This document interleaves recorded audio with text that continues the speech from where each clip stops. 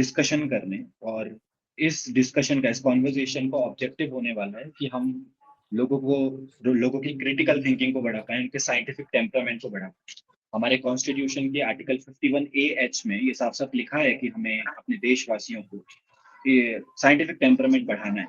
पर मुझे नहीं लगता कि उस चीज़ के ऊपर इतना ज़ोरों-शोरों से काम चल रहा है। तो हमको लगता है कि क्यों ना हम बेड़ा उठाएँ, जो ये जितने भी यूट्यूबर्स हैं, जो रैशनैलिटी की बात करते हैं, लॉजिक की बात करते हैं। तो आज हम 4 लोग इकट्ठा हुए हैं इसके बारे में बात करने के लिए। बहुत सारे ऐसे टॉपिक्स हो सकते हैं जिन पे हम चारों की राय मैच ना करें, पर हम उन टॉपिक्स पे कभी और बात करेंगे। आज हम उन टॉपिक्स को लेना चाहते हैं जिसकी वजह से ज़्यादा बड़ी पॉपुलेशन को अफ़ेक्ट हो रही है। ज़्यादा लोग सुपरस्टिशन में, सूडो साइंस में, इनमें फँसे हुए हैं, उनका पैसा खर्च होता है, उनका टाइम, एफर्ट जाता है। तो हम उसके बारे में बात करने वाले हैं। आप अगर इस कन्वर्सेशन को देखेंगे तो मैं उम्मीद करता हूँ कि आपकी क्रिटिकल थिंकिंग इम्प्रूव होगी। अब मैं आप तीनों से ये पूछना चाहूँगा कि आप अपने बारे में एक ब्रीफ में इंट्रोडक्शन दीजिए और बताइए कि जो भी आपका यूट्यूब चैनल है, उसका ऑब्जेक्टिव आपने क्या रखा? आपने वो शुरू ही क्यों किया ऑन द फर्स्ट प्लेस? और फिर हम इवेंचुअली अपने जो टॉपिक है उसको डिस्कस करना शुरू करेंगे। तो आदित्य भाई, आप सबसे पहले शुरू कीजिए। थैंक यू आप लोगों का ऐसे इसको ऑर्गेनाइज करने के लिए। मैं हमेशा से चाहता था कि ऐसे इस तरह की बातें हों यूट्यूब स्पेस पे, क्योंकि हो नहीं रही हैं ये सब, काफ़ी हो भी रही हैं तो बहुत कम लेवल पे हो रही हैं। तो मेरा नाम आदित्य है और मैं एक चैनल पे वीडियोस बनाता हूँ रैशनल मिश्रा पे, और पिछले 9-10 महीने से शायद बना रहा हूँ। मई जून से मैंने स्टार्ट किया था लास्ट ईयर। और उस चैनल का ऑब्जेक्टिव यही है कि जो भी चली आ रही व्यवस्थाएं हैं, जिसको मान के हम आगे बढ़ते हैं, अपनी लाइफ जीते हैं, समाज में सारी चीजें चल रही होती हैं, वो परफेक्ट वे नहीं है लाइफ को जीने का। इनफैक्ट उसमें बहुत सारे फ्लॉज हैं, बहुत सारी दिक्कतें हैं। और वो क्या दिक्कतें हैं और वो कैसे आपके लाइफ को बुरा बना रहा है या आपको एक गलत जिंदगी जीने पे मजबूर कर रहा है, उसको हाईलाइट करना मेरा उद्देश्य है, और वही मैं हाईलाइट करता हूँ रैशनल मिश्रा पे। और ये ट्राई करता हूँ कि लोग एक बेटर जिंदगी जी पाए और बेटर तरीके से जी पाए। तो राजपाल सर, आप बताइए अपनी। हाँ नरेंद्र जी, धन्यवाद आप सबका। और हमारा जो चैनल है मैक्सिमाइज योर फ्रीडम, वो काफ़ी नया चैनल है, अभी पिछले 3-4 महीने से ही स्टार्ट किया हमने। तो उसमें हम क्या है, मतलब लाइफ में जितनी रेस्ट्रिक्शंस है, जो बॉन्डेज हैं हमारे, जिस वजह से जीवन में दुख होते हैं मैक्सिमम, तो उसको हम सामने लेके आने की कोशिश करते हैं। और जो फालतू की चीज़ें लाइफ में हम डाल लेते हैं, जिम्मेवारियां डाल लेते हैं अनकॉन्शियसली, बिना सोचे समझे, तो उन चीज़ों को अगर हम हटा देंगे तो जो जीवन है वो हमारा फ्रीडम से भरपूर हो सकता है। तो इसी ऑब्जेक्टिव के साथ कि जो जीवन के दुख है वो आप हटा पाए और जीवन को हल्का बना पाए, इस उद्देश्य से हमने ये चैनल स्टार्ट किया, जहाँ पे 3-4 मेन पर्पस है इसके।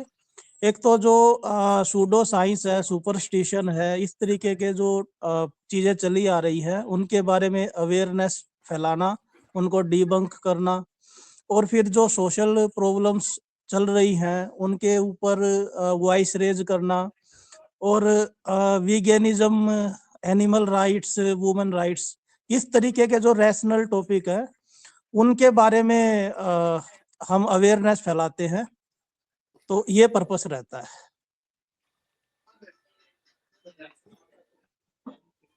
मीटिंग चल रही है, मैं तो रिक्वेस्ट कर रहा हूँ। कौशिक सर, आप बता सकते हैं। जी मेरा नाम कौशिक है। गेस्ट तो हम ही हैं अभी, तो हमारे लिए तो कर ही सकते हैं। में म्यूजिक बंद नहीं कर सकते, अरे हो ना हो, म्यूजिक चलेगा। चल और नरेंद्र, शायद कुछ वॉइस का इशू है आपके साइड से।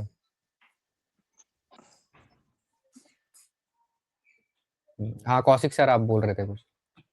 मेरा नाम कौशिक है। गुजराती में कौशिक बोलते हैं, पर हिंदी में कौशिक बोलते हैं, तो मेरा नाम कौशिक है। और यूट्यूब चैनल को जो मैंने रेगुलर अपलोड शुरू किया, मतलब वीडियो डालने का, उसका एक सीधा पर्पस था। मेरे कजिन को मैंने स्किज़ोफ्रेनिया में खोया, हम बचा नहीं पाए उसको। क्लिनिकल डिप्रेशन हुआ, फिर बाइपोलर हुआ, मल्टीपल साइकोसोमेटिक इलनेसेस हुए। तो ये मेरे लिए एक प्रेरणा थी कि भाई मेंटल हेल्थ अवेयरनेस को लेकर के काम करना है, तो उसको लेकर के चैनल को शुरू किया था। फिर मैंने देखा कि लोगों की मेंटल हेल्थ को क्या-क्या चीज़ें इफ़ेक्ट करती है, उसमें मुझे बहुत सारी चीज़ें दिखी, जिसमें एक सूडो साइंस भी दिखा, जो कि भारतीय अध्यात्म में है। हाँ, वास्तव में कभी 7000 साल पहले जब उपनिषदों की शुरुआत हुई, तो उसका जो मतलब प्रारंभिक काल था, उसमें ही वो लोग अहम ब्रह्मास्मि, तत्त्वमसि मतलब आज जो नासा, इसरो या कोई भी साइंटिफिक जो संस्थान है, वो जिन चीज़ों को मानते हैं कि भई एक ही एलिमेंट है चारों ओर, जो बातें हैं, वो 5000 साल पहले हमारे लोगों ने बोल दी।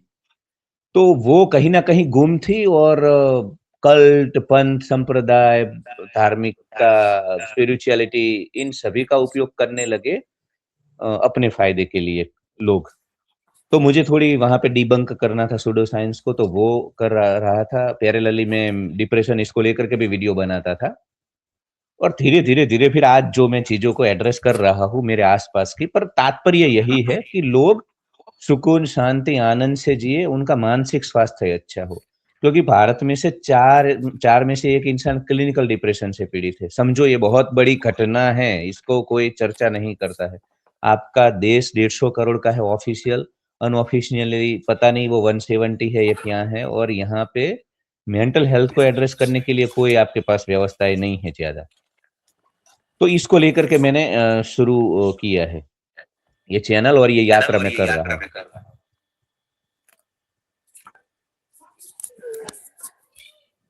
नरेंद्र भाई। तो हाँ, हाँ जी, हाँ जी। अभी नरेंद्र भाई का कनेक्शन थोड़ा सा डिस्टर्ब हो गया है। तो इस बातचीत को हम आगे बढ़ा सकते हैं। तो हाँ। आदित्य जी, मैं आपसे पूछना चाहूंगा कि आपको ऐसा क्यों लगता है कि आज के समय में ये चीज ज्यादा जरूरी है, इस पे आप बात पूछो करना, उनसे, सूडो आवाज आ रही है, साइंस पे, अब नहीं आई। रैशनैलिटी पे, सुपरस्टिशन पे। तो ऐसी कौन सी कंडीशंस आ गई हैं कि अभी बहुत ज्यादा जरूरत है इस चीज की? हाँ, तो जैसा अभी कौशिक सर ने बताया ना कि 7000 साल पहले हमारा एक सनातन धर्म था, एक व्यवस्था थी, सब वो अच्छी रही होंगी उस टाइम में। लेकिन अभी के टाइम में ना, अभी के टाइम में ये बहुत ही बुरा होता जा रहा है। ये बहुत एक जैसे बीमारी नहीं बढ़ती चली जाती है, ऐसे। और अभी क्या हालत हो गया है राजपाल जी, कि मैं देख रहा हूँ कि 20-20 साल के बच्चे, 21 साल के बच्चे, जिनके अंदर बिल्कुल हाई एनर्जी होती है, वो लगे हुए हैं पूजा पाठ करने में, नमाज पढ़ने में, अपने-अपने भगवानों का प्रचार करने में, है ना? मंदिरों की लाइन में, भंडारों की लाइन में, और एक-दूसरे से डिबेट भी कर रहे हैं किस विषय पे कि हमारा भगवान बढ़िया है, तेरा भगवान बुरा है। तो उनकी जो सारी एनर्जी है, जो जिसको हम युवा एनर्जी बोलते हैं ना, भारत युवाओं का देश है। मैं नहीं मानता हूँ, मैं मानता हूँ भारत बूढ़ों का देश है। यहाँ बच्चे ओशो बोलते थे, यहाँ बच्चे पैदा ही नहीं होते, यहाँ सीधे बूढ़े पैदा होते हैं। क्योंकि जो एक बच्चा पैदा होता है ना, वो 5-6 साल के बाद ही उनके पेरेंट्स अपनी सारी मान्यताएं उसके ऊपर लाद देते हैं। तो वो बच्चा कहाँ रहा, वो तो बूढ़ा हो गया, आपकी सारी मान्यताएं उसने पकड़ ली अब। तो इसलिए इस कंट्री में ना ये बात करना बहुत जरूरी है। जो सुपरस्टिशियस चीजें यहाँ चल रही हैं, रिलीजन के नाम पे जो ये बाबा लोग जो फैला रहे हैं, है ना, और ये जितनी भी फालतू की बातें कर रहे हैं, ये ना बहुत नेगेटिव वे में इम्पैक्ट कर रहे हैं हमारे यूथ को, हमारे देश के लोगों को। राइट। खैर देश की बात मैं नहीं करता हूँ इतनी, मैं इंडिविजुअल लोगों की बात करता हूँ। तो आपके लाइफ में ना ये धर्म, ये रिलीजन जो अभी भारत में चल रहा है, किसी स्पेसिफिक रिलीजन की बात नहीं कर रहा हूँ, सभी धर्म मतलब सारे आ गए इसमें। और इनके जो ये कथाकथित लीडर्स हैं, जो ठेकेदार हैं, जो कुर्सियों पे बैठे हुए हैं, जो प्रचार कर रहे हैं, इनके सभाओं में आप देखना राजपाल जी, ये कैसे बैठे रहते हैं लोग, ऐसे ऐसा उनको देख के मुझे डर लगता है। मुझे लगता है यार ये लोग तो वो है, मतलब एक रिमोट दबाएगा वो बाबा और ये सारे अटैक कर देंगे किसी पे। मतलब इनकी खुद की कोई चेतना, कोई सोच, कोई समझ है ही नहीं। तो ऐसी जगह पे, ऐसे देश में ऐसी बातचीत करना बहुत ज्यादा जरूरी है, मेरा ये मानना है। बिल्कुल बिल्कुल, आपने एकदम सही बताया। और रैशनल टॉक, नरेंद्र जी का शायद कनेक्शन सही हो गया है। तो नरेंद्र जी, आप भी अपने बारे में बताइए, अपने चैनल के बारे में बताइए, और फिर इस टॉक को आगे बढ़ाते हैं। नहीं, म्यूट है नरेंद्र, म्यूट है आ, आपका। म्यूट। हाँ, अब कीजिए। तो मेरा फिर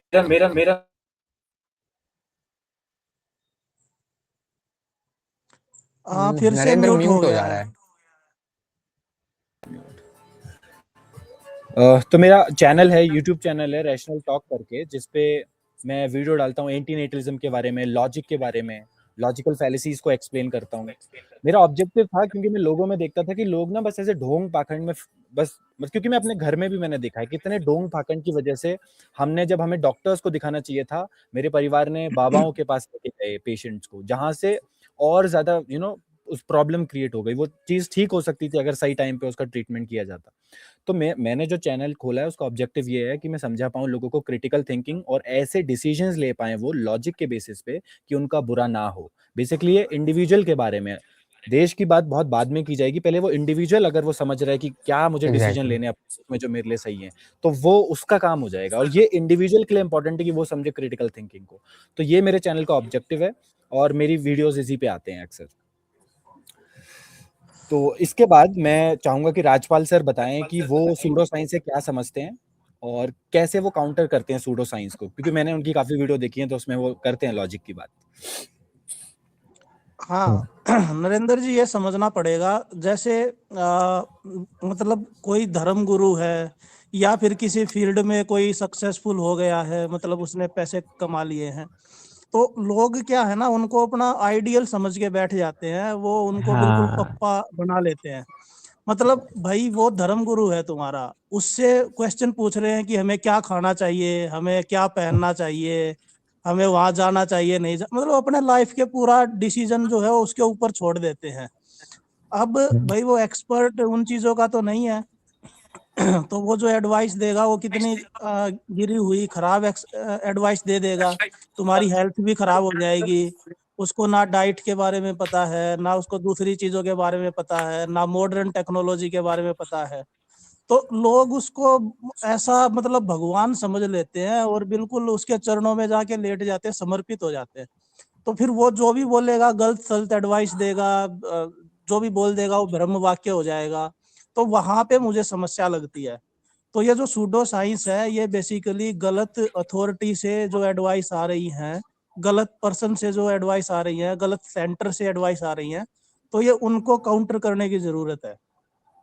तो सूडो साइंस में बेसिकली क्या है कि एक विश्वास होता है, मतलब कोई उसके पीछे साइंस नहीं, कोई तर्क नहीं, कोई रैशनैलिटी नहीं, बस ये है कि अच्छा ये क्योंकि हमें ये सुनने में अच्छा लगता है तो ये जितनी भी एडवाइस देगा, जो भी बोलेगा, सब अच्छा होगा।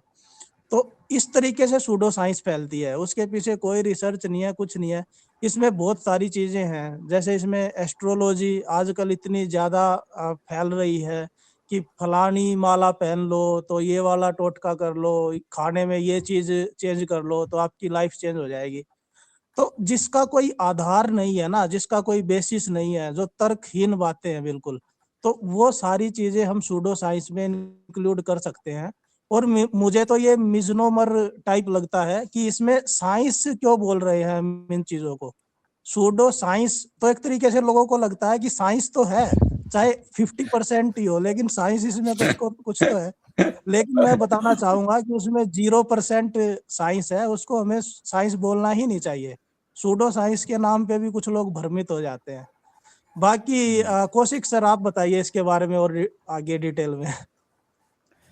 मतलब जो आपने बताया कि जो चीजें हमें वास्तविक लगती है, जिनका कोई वैज्ञानिक आधार लगता है, जिनका कोई कार्बन डेटा लगता है, मतलब ऐसी चीजें जैसे पुनर्जन्म को भी सूडो साइंस में ही लेना होगा कि भाई भारत के लोगों को, राजपाल जी, नरेंद्र जी, वो मतलब उनको ऐसा लगता ही नहीं है कि पुनर्जन्म एक मान्यता है। आदित्य, भारत के लोगों को लगता ही नहीं है कि पुनर्जन्म एक भी मतलब बिलीफ, ऐसा बिलीफ मान्यता के तौर पे ठीक है कि भाई कभी रहा होगा ऐसे समाज में जरूरत कि भाई इंसान को जी कोई पर्पस देने के लिए, कोई भी इनका पर्पस रहा होगा।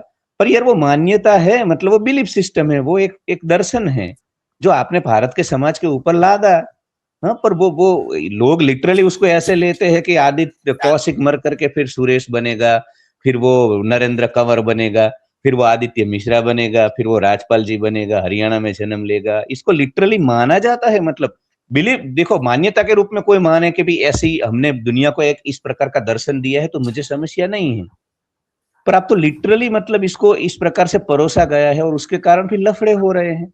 दूसरा, भारत का जो अध्यात्म है, भारत की जो स्पिरिचुअलिटी है, उसका कोर क्या है कि भाई आपको किसी भी चीज से जुड़ना नहीं है। ना आप शरीर हो, ना आप मन हो, ना आप विचार हो, आप तो सच्चित आनंद स्वरूप आत्मा हो, आप ये कुछ भी नहीं हो जो मॉर्टल है, जो फिजिकल है। तो जब आप ये कुछ भी नहीं हो तो वहां पे आप पुनर्जन्म कैसे चला सकते हो, जब आप कौशिक हो ही नहीं? हाँ, आप नरेंद्र हो ही नहीं, आप आदित्य हो ही नहीं, वो तो व्यवस्थाएं है। हाँ, तो आप ही बोल रहे हो ना भाई सनातन में कि ये तो व्यवस्थाएं है, टूल है, तो फिर वो कौशिक मर करके फिर कैसे बनेगा ये आदित्य मिश्रा कैसे कौशिक बन सकता है, और आदित्य मरने के बाद फिर कैसे ये राजपाल बनेगा, राजपाल कैसे नरेंद्र बनेगा? वहीं आप तो गलत हो जाते हो, आपकी ही बातों में आपका वो हो जाता है, मिथ्या हो जाती है आपकी बातें। तो ऐसी बातों को फैला करके भारत के लोगों को गुमराह करना, जब हम लोग यहाँ पे सिविलाइज थे, हम कामा सूत्रा लिख रहे थे उड़ीसा की धरती पे, हम इतने एडवांस थे, हमारे जो ये स्कल्पचर है उसमें इतनी एडवांस बातें थी। 2026 में भी भारत में मतलब शारीरिक संबंधों को लेकर के टैबू बना है, आप बोल नहीं पाओगे खुल, मतलब यूट्यूब पे भी आपको वो शब्द का प्रयोग नहीं कर सकते हो, ऐसा भारत का समाज है, समझो आप। और 3000 साल पहले 3500 साल पहले उड़ीसा की धरती पे वात्स्यायन कामसूत्र लिख रहे थे, इतना एडवांस था ये सभ्यता। मेरा कहने का तात्पर्य है कि इसको कहाँ लेकर के गए ये लोग। हाँ, और जो गोरे, जब हम ये कर रहे थे, हम सिविलाइज थे, गंगा के किनारे हमारा बाकायदा एक पूरा सिविलाइजेशन था, गोरे सब जंगलों में थे तब, उनका ऐसा डेवलप, ये तो डेटा है हमारे सामने, मतलब तो वो आज एलन मस्क सोच रहा है अभी अंतरिक्ष में अपना वो बनाने का, पूरा वहां पे टाउनशिप बनाने का, वो तो गोरे मतलब वो वहां तक पहुंच गए। और हम यार, हम इतने एडवांस लोग आज यहाँ पे यही दोहरा धागा चल रहा है। जैसे राजपाल जी ने बोला कि कोई बाबा ही बता रहा है कि कौन सा खाना खाओगे, जो बाबा का इतना बड़ा पेट है, जो हिल डुल नहीं सकता है, वो बाबा आपको है, तो मतलब ये यार कहीं ना कहीं। और दूसरा, जो अपने आप को रेशनल बोलते हैं या तार्किक बातें करते हैं, उनके भी चीले चपाटे हैं, वो बड़े रेडिकल है, सेमेटिक है। वो बोलते हैं कि अब्राहमिक रिलीजन जो है वो सब सेमेटिक है, संकुचित है, कुंठित है, वो लोग किसी का स्वीकार नहीं करते हैं। तो तुम क्या हो भाई? तुम्हारा जो धर्म, तुम जिसको लीडर मानते हो, गुरु मानते हो, वो यहाँ पे सब नई नई व्याख्याएं दे रहा है, सूडो साइंस को डीबंक कर रहा है, अच्छी बात है, पर तुम सबसे ज्यादा रेडिकल हो। आप समझना मेरा इशारा किस तरफ है, किसके बारे में बोल रहा हूं मैं। तो ये सूडो साइंस के कारण एक तो सनातन का भी नुकसान हुआ है, ये सभ्यता का 7000 साल, इसको सपेरे का जो देश है ना, भारत को सपेरे का देश बोलते थे, उसको वही सपेरे का देश रखने में बहुत बड़ा योगदान है सूडो साइंस का। लोगों को चूना लगाना, साइंटिफिक टेम्परामेंट को जीरो कर दिया गया, इस देश में कुछ भी हो नहीं रहा है साइंटिफिक, जस्ट बिकॉज ऑफ ये कल्ट। बहुत बड़ा योगदान है इनका इस देश को गवार, अनपढ़, इस देश की सिविक सेंस, मैनर्स, कुछ भी जो डेवलप नहीं हो रहा ना, इसके पीछे ये लोग है। इसलिए हमने इसको पहला विषय यह चुना है आज डिस्कशन के लिए, क्योंकि बहुत नुकसान हो रहा है।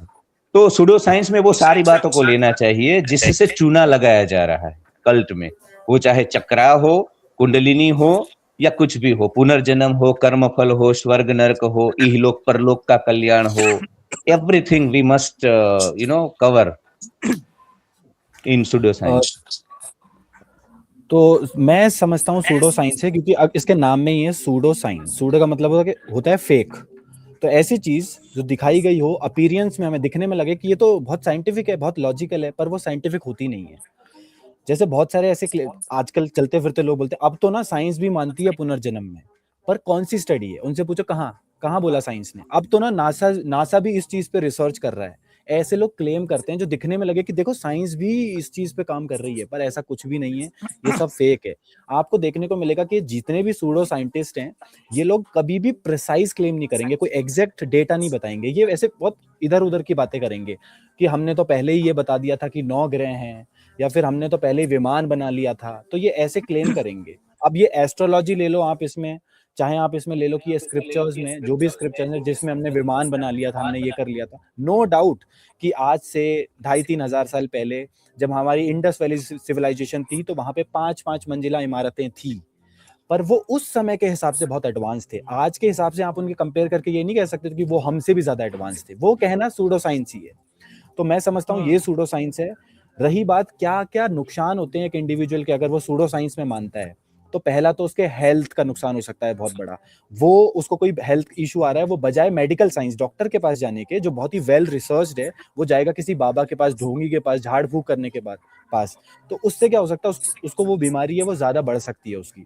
दूसरा साइकोलॉजिकल हार्म, उसको ये लगने लग सकता है कि ये चीज मेरे पे काम कर रही है, मैं आपसे बाबा के ही पास जाऊंगा, और कोई बड़ी बीमारी हुई या कुछ हुआ उसको इशू, तो प्रॉब्लम हो जाएगी। उसके बाद उसका पैसा जाता है। हालांकि ये बाबा क्लेम करते हैं कि हम किसी से पैसे नहीं लेते, पर तुम्हें कहीं ना कहीं साइकोलॉजिकली वो इन्फोर्स करते हैं कि तुम अपनी मर्जी से दे के जाओ पैसे। तो ऐसे कुछ नुकसान है जो इंसान के होते हैं, जिससे वो बच सकता है अगर उसकी क्रिटिकल थिंकिंग अच्छी है और वो समझता है सूडो साइंस को। तो अब मैं आप तीनों से सवाल पूछना चाहूंगा कि आपको क्या लगता है कि जो भी हमारे स्क्रिप्चर्स में लिखा है, और ये सिर्फ हिंदू धर्म की बात, में किसी एक धर्म को काउंटर नहीं करना चाहता, मैं बात कर रहा हूँ सारे धर्मों की, जहाँ बाइबल में भी, मैंने बाइबल भी पढ़ी है, उसका कॉन्टेक्स्ट, इस्लाम का कॉन्टेक्स्ट, सभी धर्मों में लगभग लिखा हुआ है कि हम बहुत एडवांस थे। और अब जो भी साइंटिफिक नई रिसर्च आ रही है, ये बोलने लग जाता है देखो हमने पहले ही कह दिया था, देखो हमारे स्क्रिप्चर्स में पहले ही लिखा है। तो आपको क्या लगता है और आप इस चीज को कैसे काउंटर करते हो? तो आदित्य भाई पहले आप बताओ। देखो नरेंद्र, इसमें ऐसा रहता है ना कि जो भी लोग ये बोलते हैं ना कि ये तो हमने पहले ही ढूंढ लिया था, प्लास्टिक सर्जरी तो हमारे पूर्वजों ने पहले ही कर लिया था, तुम लोग आज बना रहे हो। तो आप ये बातें करके क्या होता है, आप अपने आप को सेटिस्फाई कर लेते हो, है ना। बट एक्चुअल में क्या हो रहा है, तुम्हारे देश में प्लास्टिक सर्जरी हो रही है क्या? तुम्हारा देश फ्लाइट बना रहा है क्या? आज 2026 में भी बना रहा है क्या इंडिया, तुम्हारा देश फ्लाइट, है ना? जब बन चुका है, बाहर के देश बन रहे हैं। तुम जितने भी अपने वेपन्स खरीदते हो डिफेंस के लिए भी, वो भी बाहर से खरीदते हो। कुछ भी इंडिया में कुछ भी प्रोडक्शन नहीं होता, सब बाहर से मंगाया जाता है। तो अब ऐसे टाइम में मैं ऐसा बोलूं कि अरे ये तो हमने, रावण के पास तो फ्लाइट था, फ्लाइट से आया था वो, है ना। तो ठीक है, था रावण के पास फ्लाइट, अभी है तुम्हारे पास फ्लाइट, अभी की बात करो। उस टाइम प्लास्टिक सर्जरी हो जाती थी, हम बहुत एडवांस थे। अभी अगर किसी को कैंसर हो जाए तो क्या फैसिलिटी है? दिल्ली में एक राजीव गांधी कैंसर इंस्टीट्यूट है, गवर्नमेंट है, वो गवर्नमेंट हॉस्पिटल है। उसकी हालत इतनी खस्ता है ना, इतनी खस्ता है, मैं पर्सनली देखा हुआ है। उसके अलावा और कोई है नहीं। किसी मिडिल क्लास को कैंसर हो जाए ना तो वैसे ही मर जाता है वो, बिना इलाज के, क्योंकि कैंसर का बहुत अच्छा इलाज, बहुत अच्छे डॉक्टर, बहुत अच्छे हॉस्पिटल इंडिया में नहीं है ना। अब ये सोसाइटी के अंकल आंटियां कैसी बातें करते हैं पार्क में बैठ के या व्हाट्सएप ग्रुप्स में, अरे हम तो इतने महान थे, हम तो इतने महान थे। और ये एक इल्यूजन बन जाता है ना, एक ख्याली दुनिया में रहते हैं ये लोग। इनको लगता है, इनको अंदर से ये फील होता है कि हम बहुत महान है, हमने तो प्लेन बना लिया, हमने तो ये पहले ही कर लिया, हमारे ऋषियों ने ये कर दिया, वो कर दिया। और एक्चुअल वो जो हकीकत है उसको वो देखना ही नहीं चाहते हैं। और अभी कोई कौशिक सर जैसा बंदा या राजपाल सर जैसा बंदा कोई आके अगर ये चीज बोले तो वो लोग फिर हेट रेट करते हैं उनको। अगर ये लोग बोलेंगे कि भाई तुम्हें कैंसर है तो चिढ़ जाएंगे, अरे तू उल्टा बोल रहा है, तू नेगेटिव बोल रहा है, तू तो बहुत नेगेटिव इंसान है। तो अगर आप अपने कैंसर को रिकॉग्नाइज नहीं करोगे, पहला स्टेप होता है उसको मानना कि हाँ भाई है कैंसर, तभी दूसरा स्टेप होता है इलाज के लिए जाना। और भारत के लोगों की दिक्कत क्या है, इस सूडो साइंस और ये सारे धर्म वरम के चक्कर में ये लोग बोलते हैं हम तो बहुत स्वर्ग में जी रहे हैं, बहुत खुशहाल है एकदम सब। अब एक और एग्जांपल देता हूँ, मैं रिसेंटली ऋषिकेश से होके आया हूँ, वहां पे गंगा आरती होती है। तो इस धर्म के चक्कर में, सूडो साइंस के चक्कर में, मतलब मैं भी देखता हूँ गंगा आरती, मैं नास्तिक हूँ, मैं भगवान पे बिलीव नहीं करता, बट मैं देखता हूँ, आई एंजॉय द वाइब, है ना। वहाँ की जो वाइब है वो मजा आता है, मैं बैठता हूँ वहां मैंने एक चीज क्या ऑब्जर्व की, वहां पे कुछ लोग खड़े हैं गंगा आरती देख रहे हैं और वो बहुत ओवर एक्साइटेड हो जा रहे हैं, तालियां बजा रहे हैं जोर जोर से, है ना, ओवर इमोशनल हो जा रहे हैं आरती को लेकर, और चिप्स खा रहे हैं वहां पे। उनका चिप्स खत्म हो गया तो वो अपने एक दोस्त को बोल रहा है, रियल स्टोरी बता रहा हूँ आपको, बोल रहा है अरे वो सैंडविच का ऑर्डर दिया था, जल्दी देख आरती खत्म होने वाली है, सैंडविच खाते खाते देखना है आरती। वो गुस्सा हो रहा है कि अभी तक सैंडविच क्यों नहीं आया, और फिर नारे लगा रहे हैं वो, जय श्री राम, जय गंगा मैया की। मैंने कहा व्हाट द, ये क्या है, ये क्या कर रहे हो भाई तुम लोग, ये कैसा धर्म है, ये कैसी भक्ति है? ना भक्ति ढंग से कर पा रहे हो, ना अपनी जिंदगी ढंग से जी रहे हो, ना वो सैंडविच ढंग से खा रहे हो, ना तुम अपना चिप्स ढंग से खा रहे हो। तो ये पूरा मैस है, पूरा मैस मचा हुआ है। ये हो रहा है इसी सूडो साइंस और इन्हीं सब चक्करों की वजह से। आदित्य भाई बिल्कुल, जो आपने जो रियल लाइफ एग्जांपल दिए हैं ना, ये मतलब हम रिलेट कर सकते हैं, क्योंकि ये देखने को मिलता है हमको। पर वो इंसान जो क्रिटिकली सोचता है वो रिलेट करके देख सकता है कि हाँ ये देखो सूडो साइंस है। तो राजपाल सर आप बताओ, आप तो उत्तराखंड से आते हो, देश भूमि, देश की ये देवभूमि मानी जाती है, तो आपने कैसे काउंटर किया? क्योंकि आपके पास आसपास तो बहुत ऐसे लोग होंगे जो सूडो साइंस इनमें मानते होंगे, आप क्या करते हो? अरे नरेंद्र जी, यहाँ तो देवभूमि के नाम पे और क्या क्या चीजें चल रही हैं आज के टाइम, आप फ्रस्ट्रेट हो जाओगे देख के। यहाँ पे अभी भी बलि प्रथा चलती है, इतने ज्यादा मंदिर है यहाँ पे, कदम कदम पे टेम्पल्स बना दिए गए हैं, फिर वो धार्मिक यात्राएं निकाल रहे हैं, वो सारी चीजें तो चलती ही हैं। तो मैं ये कहना चाहूंगा कि वो जो आपने पूछा था कि हमारा पुराणों में, ग्रंथों में सारे डिस्कवरी पहले से लिखी हुई है और बहुत महान है, वो जो गुब्बारा फैला दिया गया है ना, वो फालतू का गुब्बारा फैला दिया गया है। उसमें आप जैसे लोग और जो रैशनल कम्युनिटी के लोग हैं, उनको वो सुई मार के और उसकी हवा निकालने की बहुत ज्यादा जरूरत है। तो मैं आपको एग्जांपल देता हूँ कि जैसे हमारे सारे ग्रंथों में देखो आप, पुराने समय में वो ये बोल रहे हैं कि हमारे पास मॉडर्न टेक्नोलॉजी थी, ये थी। अरे यार, तुम सुई तक तो तुम बना नहीं पाए और तुम बोल रहे हो मॉडर्न टेक्नोलॉजी थी। तुम एक साइकिल तक नहीं बना पाए। सारी देवी देवताओं की सवारियां देखो तुम, वो बेचारे जानवरों को पकड़ के तुमने अपनी सवारियां बना ली हैं। तो कोई भी एक छोटा सा आविष्कार तुमने नहीं किया। साइकिल बना लेते, कम से कम एक बाइक बना लेते उनको देने के लिए। बेचारे चूहे तक को नहीं छोड़ा गया है, चूहे को भी सवारी बना लिया गया। तो मतलब एक इंटरनल कॉन्ट्राडिक्शन दिखता है मुझे बातों में। इतनी एडवांस सभ्यता थी तो वहां पे ये ऐसे कॉन्ट्राडिक्शन देखने को क्यों मिल रहे हैं? तो ये सारी चीजें हैं। और आज के टाइम पे देखो, आज के टाइम हमारी सिचुएशन बिल्कुल खराब है। अभी भी हम कोई सुधरे नहीं है कि पुराने टाइम में वो थे। अभी आप देखो, हमारा देश जो है पॉपुलेशन में नंबर 1 पे है पूरे वर्ल्ड में। और अगर हम कोई छोटा सा देश पकड़ ले, मान लो इजराइल ही ले लो। इजराइल कितना छोटा सा देश है, उत्तराखंड या हरियाणा के बराबर होगा उसका एरिया, उससे ज्यादा नहीं है, छोटा सा देश। अब वहां पे जाके हमारे देश के जो टॉप लीडर हैं, प्रधानमंत्री हैं, राष्ट्रपति हैं, वो जाते हैं और उस छोटे से देश से बोलते हैं कि हमें डिफेंस टेक्नोलॉजी दे दो, हमें ड्रोन टेक्नोलॉजी दे दो, हमें इरिगेशन टेक्नोलॉजी दे दो। तो कितना खराब लगता है। मुझे तो खुद इतना बेकार लगता है कि हम एक छोटे से देश से हमें वो सारी चीजें मांगनी पड़ रही हैं। भाई तुम नंबर 1 हो, तुम पूरे वर्ल्ड गुरु, विश्व गुरु बोलते हो खुद को, और ऐसी छोटी छोटी चीजों के लिए हमें हाथ फैलाना पड़ रहा है। ये कंडीशन क्यों आई है? ये इसीलिए है, हमारे देश में सूडो साइंस का प्रचार है, बाबा कल्चर का प्रचार है। जो रियल काम होना चाहिए एजुकेशन में, टेक्नोलॉजी में, हेल्थ में, वो काम नहीं हो रहा है। डिस्ट्रैक्शन फैलाया गया है, लोगों का ध्यान जो है वो दूसरी तरफ की चीजों में लगा दिया गया है। आप देखो छोटे छोटे बच्चे जो है ना, वो ये जो बाबागिरी है, वो इसमें अपना स्कोप ढूंढ रहे हैं। बिल्कुल 9 10 साल के नए नए बाबा निकल के सामने आ रहे हैं। तो लोगों का पूरा माइंड भ्रमित हो गया है। तो ये जो झूठा गुब्बारा फैला दिया गया है, हवा भर दी गई है, ये कहीं ना कहीं एक बेकार बात है और इसको पिंच करके इसकी हवा निकालने की बहुत ज्यादा जरूरत है। Rational talk, Narendra ji, over to you. Kaushik sir आप बताइए, क्योंकि मुझे कहीं ना कहीं लगता है कि आप स्क्रिप्चर तो आप ऑब्वियसली वर्ब नहीं लेते हो कि वो जैसा लिखा है वैसा ही है, पर आप फिर भी कहीं ना कहीं ये मानते हो कि हम पहले के टाइम पे हमारे हमने जो भी किताबें लिखी, जो स्क्रिप्चर्स लिखे, उसमें कहीं ना कहीं तथ्य है, कहीं ना कहीं रैशनैलिटी है, लॉजिक है। तो आप इस चीज को कैसे देखते हो जब क्लेम करते हैं लोग कि हमारे पास तो ये था, हमारे पास वो था, तो आप कैसे क्लेम करते हो? नहीं, वो तो सिर्फ बातें हैं। इनको क्योंकि लोग विज्ञान को स्वीकारते हैं, साइंस को एक्सेप्टेंस है, तो उसी एक्सेप्टेंस का प्रयोग करके इनको अपनी बातें पहुंचानी है। ऐसी कोई बातें नहीं है। एक तो सबसे मुझे कुछ बार मेरे को बड़ा इरिटेशन होता है जब मैं व्हाट्सएप में स्टेटस देखता हूँ लोगों का, वो जो गीता के नाम पे होते, श्रीमद् भगवत गीता के नाम पे, अच्छा करोगे तो अच्छा होगा, इधर का इधर सबका न्याय होगा, नीचे लिखा श्रीमद् भगवत गीता। पे कोई बात नहीं है। मैं तो पहले अध्याय से 18 अध्याय तक जाता हूँ, नहीं या पहले मैंने जब पढ़ा है, तो ऐसा कुछ नहीं है जो ये श्रीमद् भगवत गीता के नाम पे। बाकी 2-3 यूट्यूबर है जिनके मिलियंस में व्यू है, उनको मैं सूडो साइंस का पोस्टर बॉय बोलता हूँ इंडिया में। सूडो साइंस को प्रमोट करने में, व्यू के चक्कर में, रेवेन्यू के चक्कर में उन्होंने इतने बड़े बड़े पॉडकास्ट बनाए हैं कि भाई अर्जेंटीना में, लेटिन अमेरिका में, यहाँ पे राम गए थे, यहाँ उनके हाथ के निशान हैं, त्रिशूल के निशान हैं। तो ये, और बाकी ब्लू पिल सोसाइटी तो ऐसी है भारत की, जो इन्होंने बताया आदित्य ने कि भाई वो तो मानते हैं कि हम तो महान हैं, महान थे और सबसे महान।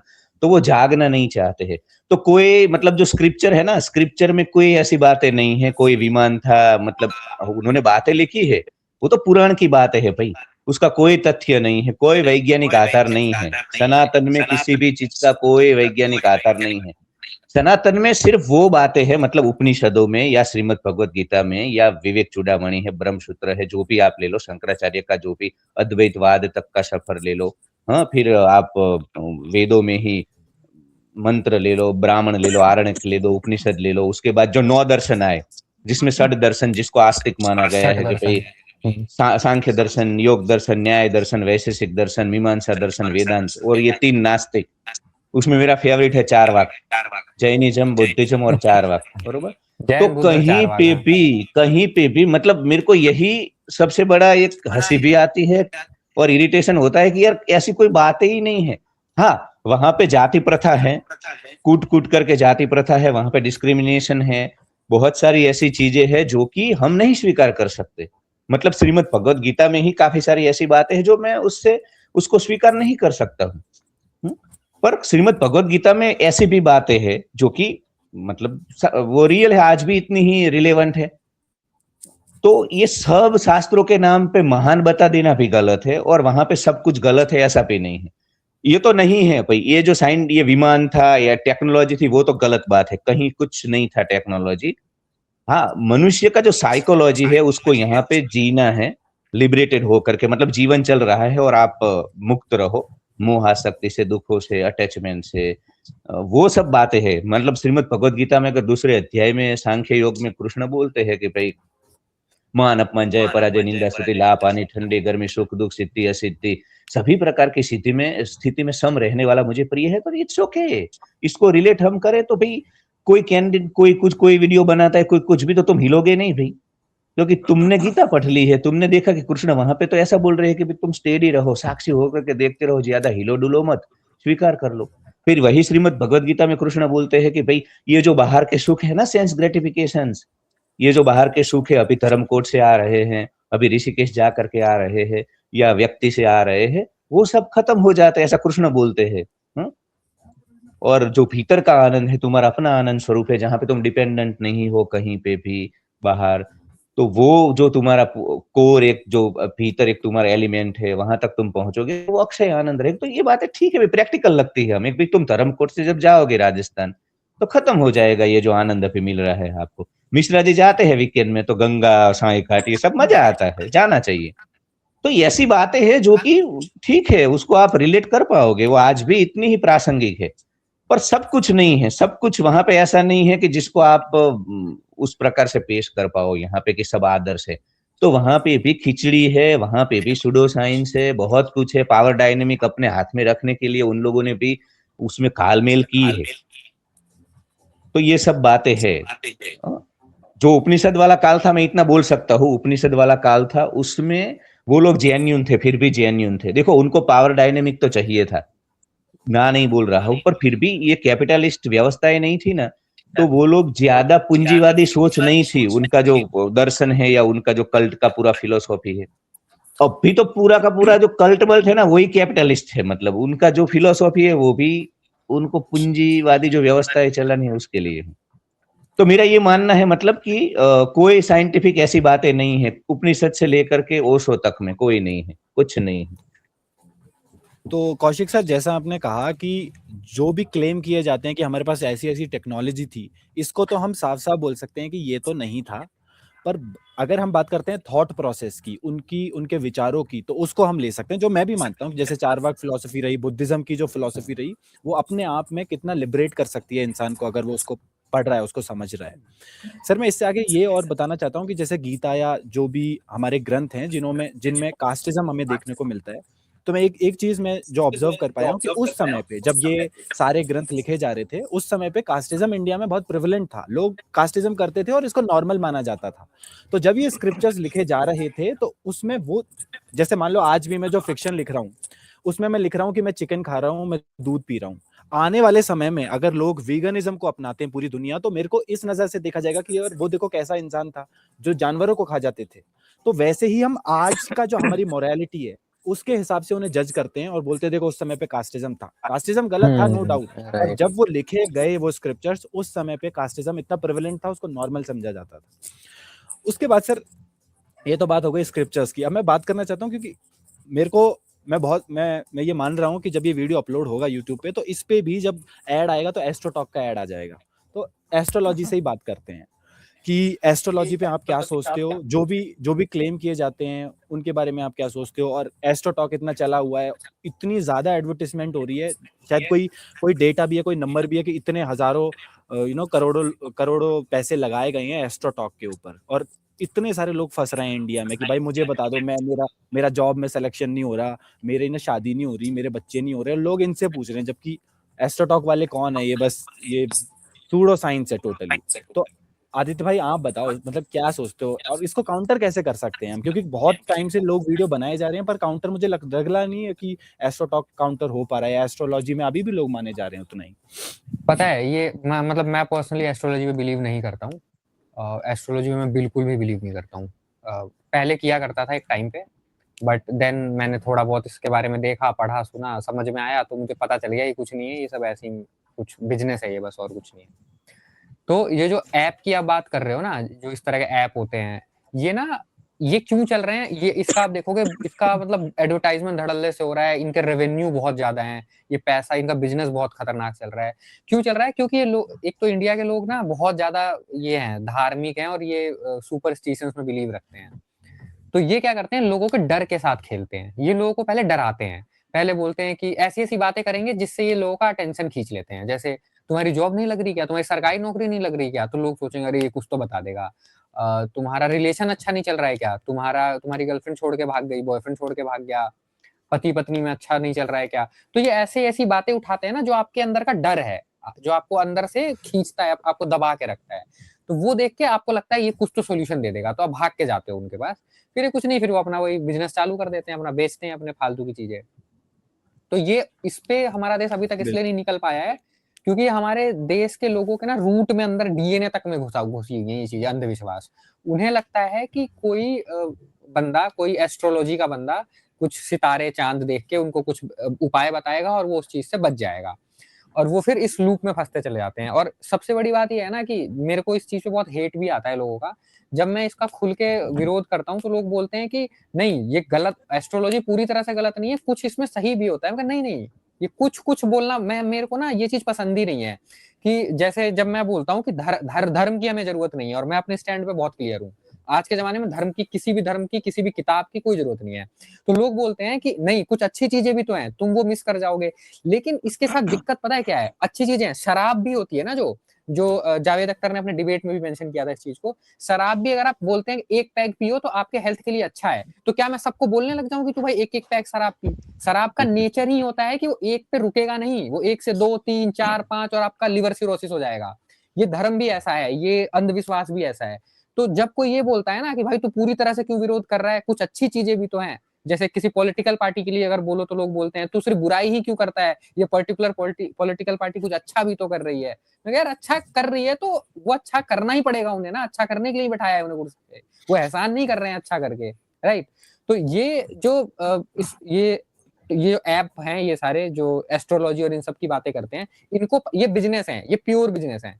इनको, ये बड़े बड़े पूंजीवादी लोग हैं, इनको पता है इंडिया में डरे हुए लोग हैं, और इनको डराना, इनके अटेंशन को ग्रैब करना बहुत आसान है। सीधे बोलेंगे भाई तुम्हारी गर्लफ्रेंड भाग गई, तुम्हें सरकारी नौकरी नहीं लग रही, हमारे पास आओ, हमारा प्रोडक्ट खरीदो। तो ये धड़ल्ले से चल रहा है और लोग ये एंडलेस लूप में फंसे हुए हैं। अंगूठियां पहनते हैं लोग तरह तरह की और सोचते हैं इससे हम बच जाएंगे। अंगूठियों का भी एक अलग बिजनेस है, जो स्टोन्स आते हैं उसका बहुत बड़ा बिजनेस है, वो बहुत बड़ा मार्केट है, भारत में है सबसे ज्यादा वो।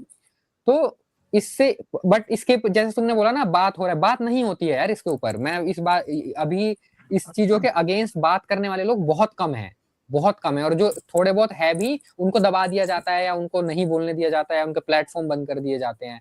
बट जो इस चीजों के सपोर्ट में बात कर रहे हैं वो 99% है, वो भरे पड़े हैं, इसीलिए ये चीज खत्म नहीं हो पा रही है यहाँ से।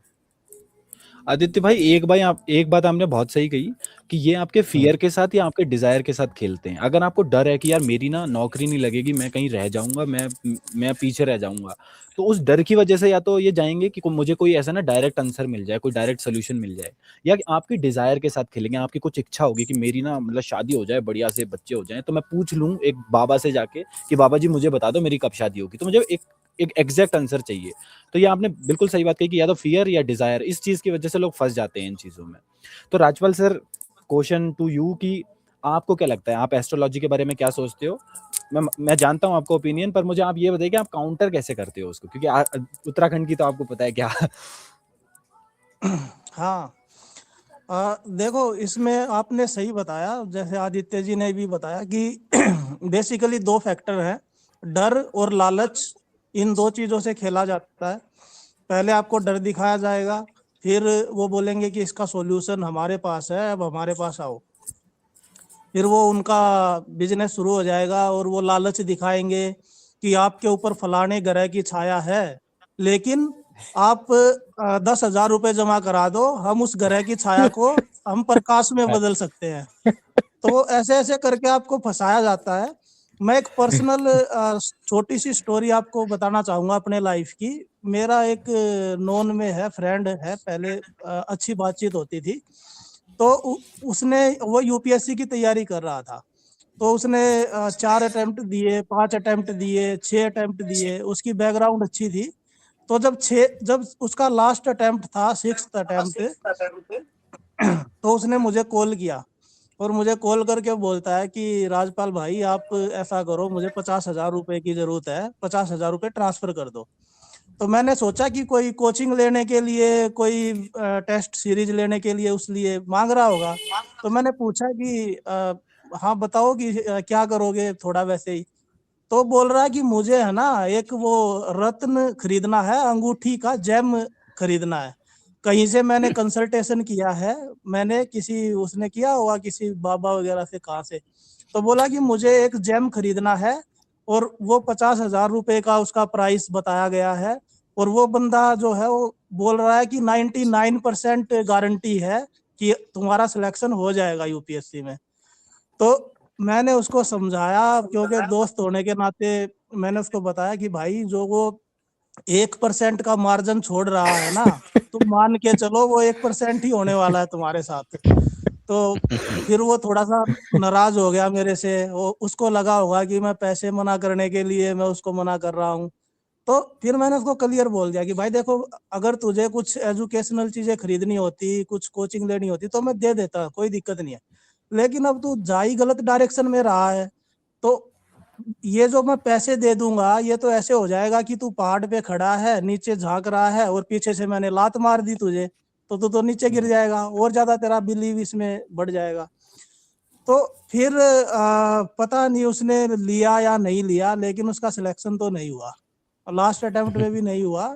हालांकि मुझे लग रहा कहीं ना कहीं से उसने जुगाड़ कर ही लिया होगा, क्योंकि वो बहुत ज्यादा मानता था, लेकिन कोई सर उसका यूज नहीं हुआ। कहीं वो आपको तो हाँ हाँ। रिस्पॉन्सिबल नहीं ठहरा था कि मेरे को राजपाल सर ने पैसे नहीं दिए इसलिए मेरा आज सिलेक्शन नहीं हुआ? नहीं, बाद में एक आध बार जब मेरी बात हुई उनसे, तो उसने उसका माइंडसेट पूरा चेंज हो गया था। पहले वो बहुत ज्यादा पूजा पाठ में यकीन करता था। वो 6 घंटे पढ़ाई कर रहा है तो 3 घंटे पूजा पाठ कर रहा है। लेकिन जब 6 अटेम्प्ट में भी उसका सिलेक्शन नहीं हुआ, तो फिर उसका जो माइंडसेट है वो थोड़ा सा रैशनैलिटी की तरफ चला गया। उसने बोला कि मुझे 10 साल हो गए पूजा पाठ करते हुए, मैंने सारे उपाय किए, मैंने सारे ग्रहों को सही से लाइन पे लगाया, और फिर भी मेरा सिलेक्शन नहीं हुआ। 4-4 अंगूठियां वो पहने रखता था, 4 उंगलियों में 4 अंगूठियां पहने रखता था वो एक हाथ में। तो फिर वो थोड़ा सा रैशनैलिटी डेवलप हो गई उसकी, और कहीं ना कहीं उसको लगा कि ये सब जो चीजें हैं ये बेकार है, इनसे कुछ होता नहीं है। तो पता नहीं वो गुस्से में आके या कैसे आके फिर वो हट गया इन चीजों से। तो वो तो अच्छा हुआ। तो ये जो डर और जो लालच दिखाया जाता है ना, ये काम करता नहीं है ये चीजें। ये बस हमारी साइकोलॉजी के साथ, हमारे माइंड सेट के साथ ये गेम खेलते हैं। और इसमें मैं लास्ट में एक पॉइंट और ऐड करना चाहूंगा, उसके बाद हम चलेंगे कौशिक सर के पास। इसमें ये है कि एक होता है एस्ट्रोलॉजी और एक होता है एस्ट्रोनॉमी। तो एस्ट्रोनॉमी जो है वो खगोल विज्ञान है। जो ये लोग बोलते हैं ना कि पहले से हमें पता होता है ग्रहण कब लगेगा, 5 साल आगे की कैलकुलेशन हमारे पास अभी है, तो ये भाई समझो वो पूरा फील्ड ही अलग है, वो सब्जेक्ट ही अलग है, वो एस्ट्रोनॉमी होता है। और जो तुम बोल रहे हो वो एस्ट्रोलॉजी है, उसको फलित ज्योतिष बोलते हैं, जो भविष्य काल की प्रिडिक्शन करता है। तो इन दोनों में है ना लोग डिफरेंस नहीं कर पाते हैं। वो बोलते हैं कि जब हम 10 साल आगे का ग्रहण, सूर्य ग्रहण, चंद्र ग्रहण ये प्रिडिक्शन कर सकते हैं, तो फिर हम फ्यूचर क्यों नहीं बता सकते हैं।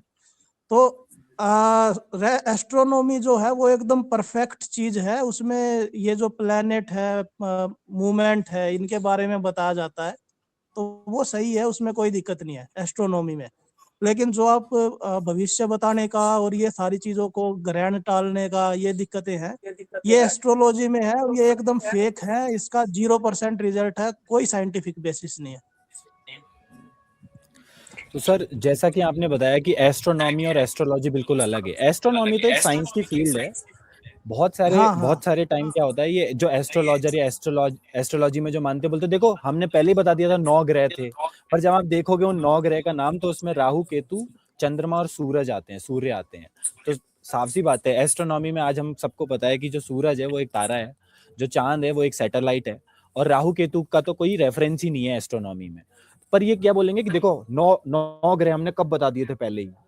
और रही बात बचे हुए 5 ग्रह की, तो वो 5 ग्रह तो उस टाइम की जितनी भी कॉन्टेम्पररी सिविलाइजेशन थी जो एग्जिस्ट करती थी, उन सब ने बताए हैं उन 5 ग्रह के नाम। क्योंकि 5 ग्रह आज के टाइम पे भी इतना पॉल्यूशन है, फिर भी 5 ग्रह आप अपनी नंगी आंखों से देख सकते हो। अगर आप आसमान में, आप जानते हो कि उनकी पोजीशनिंग क्या है। तो ये बहुत बेसिक है सर। नाउ कौशिक सर, आप बताइए कि आप एस्ट्रोलॉजी में मानते हो नहीं, और क्या आपका कैसे काउंटर करते हैं जब आपके पास से आता है? इसको पूर्णता से खारिज करता हूँ। ये astrology, numerology, tarot card reading जो भी है, ये पूरा इनका खेल, ये बिल्कुल ही चूना लगाने की बात है 100%। क्योंकि ये चीजें बनी ही अभी है। कैपिटलिस्ट जो व्यवस्था आई उसमें, मैं बोलता हूँ ना मेरे वीडियो में कि भाई कैपिटलिज्म ने किसी फील्ड को नहीं छोड़ा। पानी मतलब हवा तक की भी प्योरीफायर के रूप में अब हवा तक वो पहुंचे हैं। तो यार ये तो हाँ, बड़ा सजा हुआ मार्केट है यार, ये अंधश्रद्धा और ये एस्ट्रोलॉजी। तो उसको तो कैसे छोड़ेंगे पूंजीवादी लोग। तो पूर्णता से इसमें कोई सत्य नहीं, 1% नहीं, 0% भी सत्य नहीं है। मैं इसको खारिज करता हूँ। और भारत के लोग इसमें इसलिए फंसते हैं क्योंकि ये इस देश में 150 करोड़ लोग हैं, यहाँ अनएम्प्लॉयमेंट है, लेक ऑफ रिसोर्सेस है, यहाँ लोअर मिडिल क्लास सबसे ज्यादा है आपके पास। हाँ, जिसको महीने में जैसे ही 20 दिन होते हैं उसके पास 0 पैसे हो जाते हैं अपने खाते में। सोशल मीडिया से उसको ये सब दिख रहा है, सेंस ग्रेटिफिकेशन पूरा। तो सबको है कि भाई हम कर लेना है। तो ये लोग उसी झांसे में पड़ते हैं इनके चक्करों में। क्योंकि आज भी बूमर्स और सोसाइटी तो चाहती आपके शादी हो जाए, ये हो जाए। तो ये पूरा मार्केट इन्होंने पकड़ा हुआ है। और लोगों को चूंकि वनरेबल है, वो लोअर मिडिल क्लास में है, तो उनको कुछ बार वैसे ये जो जैनजी है हमारी, उसको तो होता तो है कि साले ये तो चूना लगा रहे, पर फिर वो भी प्रेशर में या कहीं आशा के किरण दिखता है तो चले। पर ये पूरा मतलब चूना, इसमें कोई तथ्य नहीं है, ये लूट है और इससे लोगों का नुकसान है। तुम कुछ करोगे, तुम में कुछ दम होगा तो वो चीजें तुमको प्राप्त होगी, जिन चीजों के लिए तुम नेचुरली बने हो। नेचुरल इंटेलिजेंस जो होता है, जन्म से कुछ चीजें होती है, हमारी शक्ति। नरेंद्र कंवर पैराग्लाइडिंग करने के लिए ही बने थे। रेशनल मिश्रा कॉर्पोरेट को छोड़ने के लिए, और ये जो बने ही थे, ये नई शादी, ये नहीं करेगा शादी, ये इसका ऐसा ही व्यक्तित्व था, ऐसा सोच था। तो वो उसमें ये कोई, और एक मैं ये बोलना चाहता हूँ कि यार इतना बड़ा पूरा ब्रह्मांड का खेल है, इसमें हमारी गैलेक्सी जो है ना, हमारी जो आकाश गंगा, उसका अस्तित्व नहीं है पूरे खेल में। तो इतनी हजारों गैलेक्सियां है मतलब, और ये साइंस बिलीफ सिस्टम नहीं है। उसमें हमारी गैलेक्सी भी बहुत छोटी है, उसमें भी पृथ्वी इतनी छोटी है, उसमें भी तुम्हारा देश, तुम्हारा स्टेट, तुम्हारा कस्बा और तुम्हारा छोटा ये मेढक जैसा शरीर। कौन से ग्रहों को भाई समय होगा कि तुम्हारे ऊपर निगरानी रखे, तुमको ये ना। और राहु केतु आपको तो पता है कि पूरा ये एक हिस्टोरिकल माइथोलॉजिकल कैरेक्टर पैदा किए हैं इन्होंने। तो यार यही चल रहा है, यही चल रहा है। 3000 4000 साल से चूना ही लग रहा है। अगर चूना नहीं लगता, सच्ची बातें बोली होती ना, तो भारत गुलाम नहीं होता यार। इधर आक्रमण हुए, इन्वेडर्स आए ना, ये कल्ट वाले ना कृष्णा को खाना खिला रहे थे, सुला रहे थे, जगा रहे थे। हाँ, वो कृष्णा ने डंडा लेकर के सबको मारा, वो बातें किसी ने नहीं बोले। जो वास्तविक रियलिटी में हमें कृष्ण और राम से क्या सीखना था भाई। तो सब सब दम्भी पाखंडी लोग हैं। मानने वाले को भी लड़ना नहीं है। जो जो ये देश के लोग हैं ना, इनको भी लड़ना नहीं था, तो उनको भी ऐसे ही, उनको पता था कि ये चूना लगा रहे हैं, ये काना को सुला रहे हैं, जगा रहे हैं। अभी इसकी जरूरत नहीं है। अभी तो जो योगेश्वर कृष्ण था ना, जिसने शस्त्र लेकर के असुरों का संहार किया, शिशुपाल जैसे, दुर्योधन जैसे लोगों को, तो वो नहीं सीखना है, क्योंकि उसमें लड़ना पड़ेगा भाई। लड़ना किसको है? इधर तो सबको 9 बजे एसी चालू करके सोना है, सबको मजे मजे करने हैं भाई। तो ये तो पूरा मैं तो बोलता हूँ कृषि प्रधान नहीं, ये तो दम्भी पाखंडी दोगले चेहरे के ऊपर मोहरा लेकर के घूमने वाले लोगों का देश है। और ऐसे दोगले देश में और लोगों में, सोसाइटी में एस्ट्रोलॉजी चलेगी भाई चूना लगाने के लिए। और इतना मार्केट देखो यार, इसका मार्केट देखो कि आपने बोला कि हमारे वीडियो के ऊपर भी उनकी ऐड आती है, मेरे को भी रेवेन्यू वही देते हैं। और वो जो छोटे छोटे जैनसी बच्चे हैं, एस्ट्रो फलाना कर्णन, एस्ट्रो दुर्योधन, युधिष्ठिर, आप समझ जाओ, मैं नाम नहीं लूंगा, आपको नाम पता है। और इसके सामने काउंटर कौन कर रहा है? अर्पित द्विवेदी अकेला कर रहा है। लॉजिकल आयाम वाला बेचारा अकेला कर रहा है। साइंसिस डोप अकेला कर रहा है। बायोसाला वाला अकेला कर रहा है। हाँ? बाकी थोड़ा बहुत ये हमारे दोनों जो महापुरुष है, आप तीनों कर रहे हो। राजपाल जी, रेशनल मिश्रा ने तो बहुत किया है, आप भी कर रहे हो, एलोंग विथ एंटीनेटलिज्म और जो भी है उसके साथ आप भी काउंटर कर रहे हो। मैंने बहुत किया है और बीच बीच में अब कर रहा हूँ। तो 150 करोड़ के देश में, इतनी बड़ी यूट्यूब कम्युनिटी में तुम्हारे पास 10 चैनल है भाई, उसमें भी सबकी जान के पीछे पड़े हुए, अर्पित द्विवेदी के पीछे पड़े हुए, सबके पीछे पड़े हुए हैं ये लोग। हाँ, ऐसा हम बोलते हैं कि रेडिकल लोग सिर्फ अब्राहमिक रिलीजन में है, ये भी एक गलत बात है। यहाँ पे भी कम रेडिकल लोग नहीं है। तो बस ये, मतलब मैं ये बोलना चाहता था कि इसमें कोई सत्य नहीं है। मैं एक ही लाइन बोलूंगा, चूना लगा करके तुमको लूटने की स्कीम है ये जो भी लॉजी है, सब न्यूमरोलॉजी न टेरोट कार्ड रीडिंग न फलाना ठिकाना, ये सब चूना लगाने की स्कीम है। कौशिक सर, जैसा आपने बताया, कुछ यूट्यूबर्स का आपने नाम लिया जो काम कर रहे हैं क्रिटिकल थिंकिंग के बढ़ाने में, जो एस्ट्रोलॉजी के अगेंस्ट बहुत अपनी वीडियो डाल चुके हैं। मैं अर्पित एक्सप्लेन सर की बात करना चाहता हूँ। अर्पित सर की, वो तो पहले एस्ट्रोलॉजर रहे हैं, उनके तो शो आते थे, जो सुबह सुबह हम शो देखते हैं ना, कि आपका आज का दिन ऐसा शुभ जाने वाला है, आप ये मत कीजिए, ये मत कीजिए, आज आपको वैवाहिक जीवन में खुशी मिलने वाली है। तो उनका तो ये, वो एस्ट्रोलॉजर थे, उन्होंने फिर समझा, जिससे उनकी अर्निंग आती थी उस चीज को छोड़ के आज वो उसके अगेंस्ट बात करते हैं। तो ये तो बात हो गई सर उन यूट्यूबर्स की। सर इसके बाद मैं ये बताना चाहता हूँ, ये पूछना चाहता हूँ आप तीनों से, कि ये जो सुपरस्टिशन है, ये तो हमारे समाज में इतना प्रेवलेंट है। जैसे अगर मैंने गाड़ी भी खरीदी तो मैं मंदिर लेके जाऊंगा, उसकी पूजा करवाऊंगा। मैंने घर खरीदा तो वो वास्तु शास्त्र के हिसाब से बनेगा। घर बनने के बाद में वो कन्या जिमाते हैं, वो जिमाऊंगा। उसके बाद में हवन जो होता है गृह प्रवेश का, वो हवन करवाऊंगा। छोटी छोटी चीजों में अगर ये चीजें घुसी हुई हैं, तो इसको काउंटर करना कैसे है? क्योंकि मान लो मैं एक गाड़ी खरीद रहा हूँ, मेरे पापा मुझे बोलेंगे चल बेटा इसको मंदिर में इसकी पूजा वूजा करवा के लेके आते हैं। तो अगर मैं उनको अपोज करूंगा तो जाहिर सी बात है कि वो नाराज हो जाएंगे। और अगर मैं अपोज नहीं कर रहा हूँ तो कहीं ना कहीं मैं भी हिस्सा बन गया हूँ उस भीड़ का। तो काउंटर करें कैसे? जो नॉर्मल लोग हैं उनको क्या करना होगा? अर्पित भाई आप पहले बताओ, ये आदित्य भाई आप बताओ पहले। मेरा तो इस पे बड़ा स्ट्रेट व्यू है कि अगर देखो, जैसे मैंने एक वीडियो बनाया था अपने यूट्यूब चैनल पे कि पैर छूने का एक कल्चर है हमारे धर्म में, पैर छूते हैं हम अपने बड़े लोगों के। तो मैंने उसमें बोला था कि पैर छूना गलत होता है, नहीं छूना चाहिए। तो उस पे ना मुझे काफी हेट और काउंटर आया था लोगों का, कि उसमें लोगों ने ये बोला कि ठीक है, अगर हम किसी अपने से बड़े से किसी का पैर छू भी लेते हैं तो इसमें लॉस क्या है? अब टेक्निकली ये सुनने में तो नॉर्मल ही लग रहा है ना। अब सपोज कौशिक सर आए, मैंने कौशिक सर के पैर छू लिए, ठीक है, इसमें क्या बड़ी बात है? कोई बड़ी बात नहीं है। लेकिन मैंने इसके अगेंस्ट में क्यों बोला था उसका मैं एक बार एक्सप्लेन करता हूँ, फिर आगे आऊंगा उस वाली बात पे।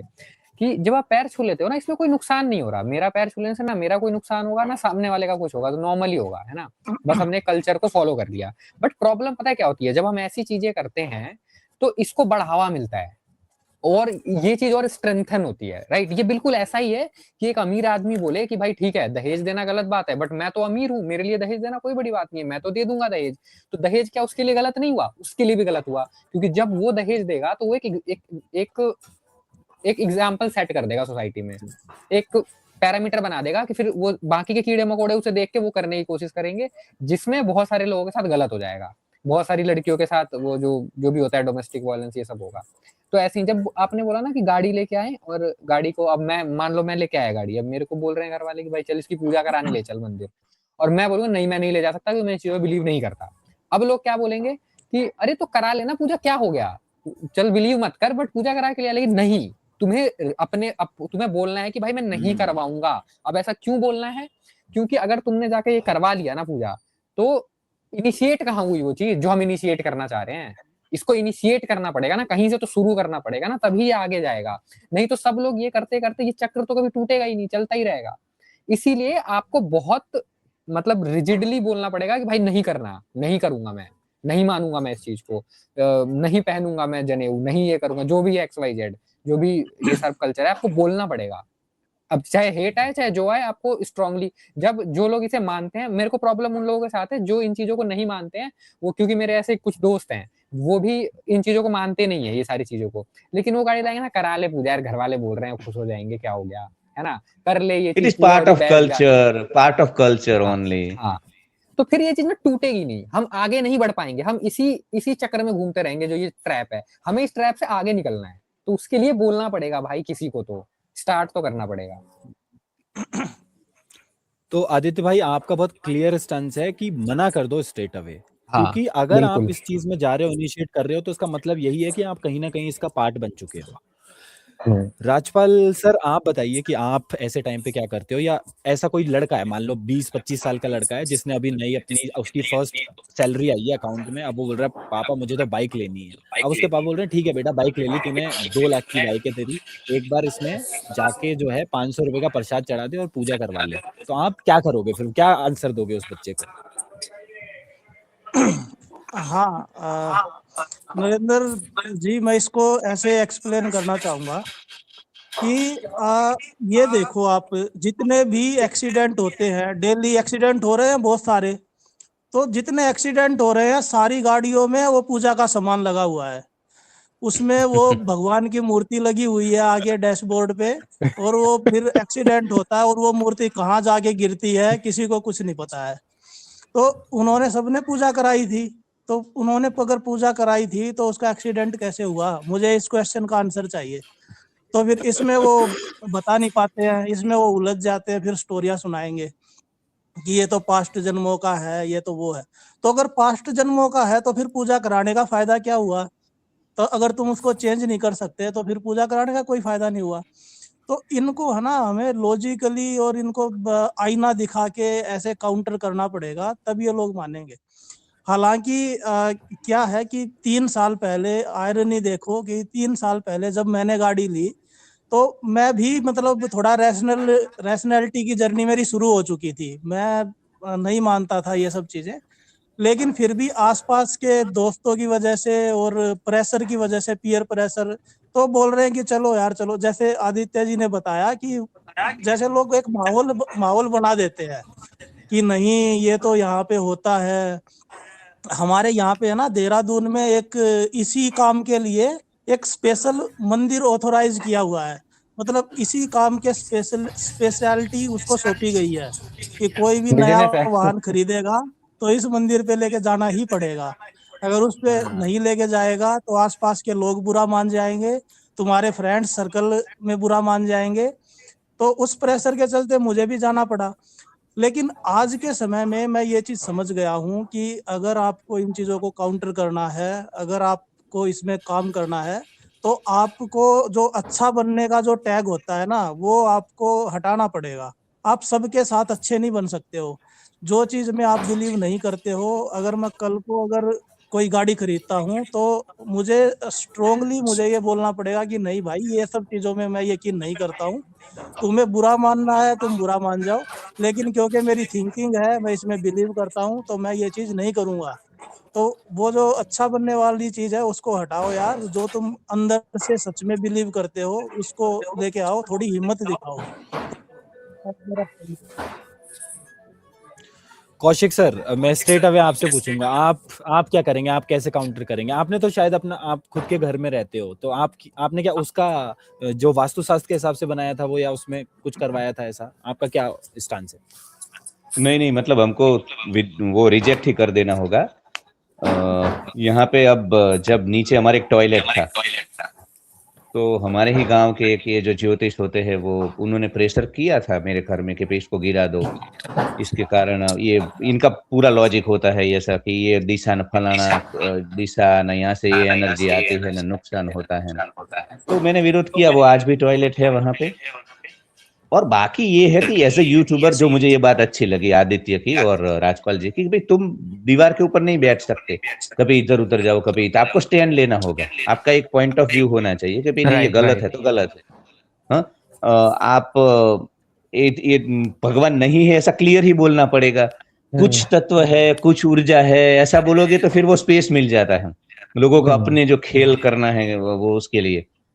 तो इसका विरोध। और बाकी यूट्यूब पे ये हो रहा है कि यार तुम जब ये सब चीजें करोगे ना तो तुम्हें हेट मिलेगा, तुम्हें व्यू नहीं मिलेंगे, तुम्हारी आमदनी नहीं होगी। और इसके ब्लू पिल देखो, जो ये ब्लू पिल दूसरे यूट्यूबर है जो कि इस चीजों को बढ़ावा देते हैं, उनके व्यू देखो आप मिलियंस में, करोड़ों में कमा रहे हैं। तो फिर कौन यार, ये तो पैगविन जो आज एक पैगविन वाला वो चल रहा है ना 2 दिन से कि पैगविन जो अलग गया, तो कि सबको कॉलोनी में जाना है, अंततः सबको बिल्स पे करने हैं। और यहाँ पे तो देखो जब आप काउंटर करोगे तो गालियां पड़ेगी, लोग आपके जान के पीछे पड़ेंगे, आपको इनकम नहीं होगी, जिनको बचाने की कोशिश कर रहे हो वही लोग आपके खिलाफ होंगे, जिनका युद्ध आप लड़ रहे हो, जिनके जो लोअर मिडिल क्लास का पैसा चला जाता है ये कर्मकांड में। हाँ, जिस मंदिर में जाकर के वो चंदा देते हैं, अरे भाई मंदिर बने थे, वो चंदे का उपयोग होता था समाज के भले के लिए पहले इनिशियल स्टेज में। आज वो हो रहा है, वो जो बाबा है वो खुद गाड़ी लेकर के घूम रहा है, वो खुद शैक्षणिक संस्थान बना रहा है, हॉस्पिटल बना रहा है। वो एक भी रुपया भामाशा की तरह, जैसे भामाशा ने महाराणा प्रताप को दिया, हाँ, ये कल्ट वाले, संप्रदाय वाले, मंदिर वाले 1 रुपया नहीं समाज को देते हैं, लेते हैं। कोरोना काल का मैं रियल लाइफ एग्जांपल देता हूँ, पूरा भारत लॉकडाउन हुआ था, अहमदाबाद में था, जो कल्ट ने, गुजरात में एक बहुत बड़ा कल्ट है, उसके बहुत फॉलोवर्स है, तो जिस कल्ट को यहाँ पे लोगों ने बोरी भर भर के पैसे दिए हैं डोनेशन के नाम पे, वो कल्ट ने 1 भी रुपया नहीं दिया। उसके जो मंदिर थे वहां पे म्यूजियम होते हैं जो लोग देखने जाते हैं फी पे करके, वो सब वहां पे उसने बंद कर दिए दरवाजे। हाँ, जबकि उनको जरूरत थी यार, लोग तकलीफ में है ना। जिस समाज ने तुमको धन दिया, जिस लोअर मिडिल क्लास ने तुमको इतना प्रॉस्परस बनाया, आज वो मुसीबत में है कोरोना काल में, तो उनको दरवाजे खोल देने चाहिए थे कि भाई यहाँ पे लंगर चलाओ, यहाँ पे लंगर चलाओ, यहाँ पे ये करो। उल्टा ये तो लूट रहे थे। मेरा दोस्त है, मॉन्क है, इधर गांव का है, चाइल्डहुड मेरा चड्डी दोस्त है, वो मॉन्क है एक कल्ट में। वो उसका जो बेड था ना कोरोना काल में, बेड जो हॉस्पिटल में, उसकी हॉस्पिटल है कल्ट की, वो 5,000 से उसने 50,000 कर दिया, जैसे ज्यादा लोग मरने लगे। मैंने बोला यार लोगों की आफत को तुम तो अवसर बना रहे हो, तुम तो लूट रहे हो, जबकि तुम्हारा धर्म था कि तुम्हारा जो, जैसे भामाशा ने अपना धन महाराणा को दिया कि भाई मेवाड़ की आजादी की है, लड़ो तुम। आज जब इस राष्ट्र को, संस्कृति को, सभ्यता को जरूरत है, और तुम तो हो कल्ट वाले यार, तुम तो हो मॉन्क, मोह आसक्ति फलाना, पैसा हाथ का मेल होता है, ये बड़ी बड़ी बात है, तुम लूट रहे हो। ऑक्सीजन के सिलेंडर को भी बेच रहे थे, रेमडेसिविर को। तो मतलब ये जो अंधश्रद्धा का पूरा खेल है 3000 साल से चल रहा है, लग रहा है इसको पूर्णता से खारिज करना होगा, हिम्मत से करना होगा। तुम्हारे चैनल में व्यू नहीं आएंगे, तुमको स्ट्राइक मिलेगी, सब कुछ होगा, पर बिना डर के करना होगा। बिना डर के जब महाराणा प्रताप ने आवाज उठाई थी तब वो, आज हम उनको जानते हैं। हाँ, वो फिर उस वक्त बैठ जाते थोड़ा बहुत अकबर के साथ के भी इतने गांव मुझे दे दो, इतना टेरिटरी दे दो। तो हमारे सामने ये मिसाल, तो हम आपको देखो, आपको स्टैंड लेना होता है कि आप यहाँ हो या वहां हो। जो भी दीवार पे बैठते हैं ना, दीवार पे के मौका देख के उतर जाओ, वो ना खुद बदलाव कर पाते हैं, ना अपनी चैनल से कुछ कर पाते हैं, और वो एक नए दिन उनकी हिपोक्रेसी फिर एक्सपोज हो जाती है। तो मुझे एंटीनेटलिज्म को लेकर के जो तुम स्टैंड लेते हो या मिश्रा लेते हैं, तो वो अच्छा लगता है कि लो नहीं बच्चे तो पैदा फिर कर लेना जब अच्छी स्थिति हो आर्थिक रूप से, वो नहीं चलता है यार। आपको ये, क्योंकि छोटा जीवन है ना, 70 साल का 60 साल का छोटा जीवन है, तो उसमें कुछ कुछ ही फिलोसॉफी को लेकर के चलना होता है कि आपके कोई प्रिंसिपल होने चाहिए जीवन में।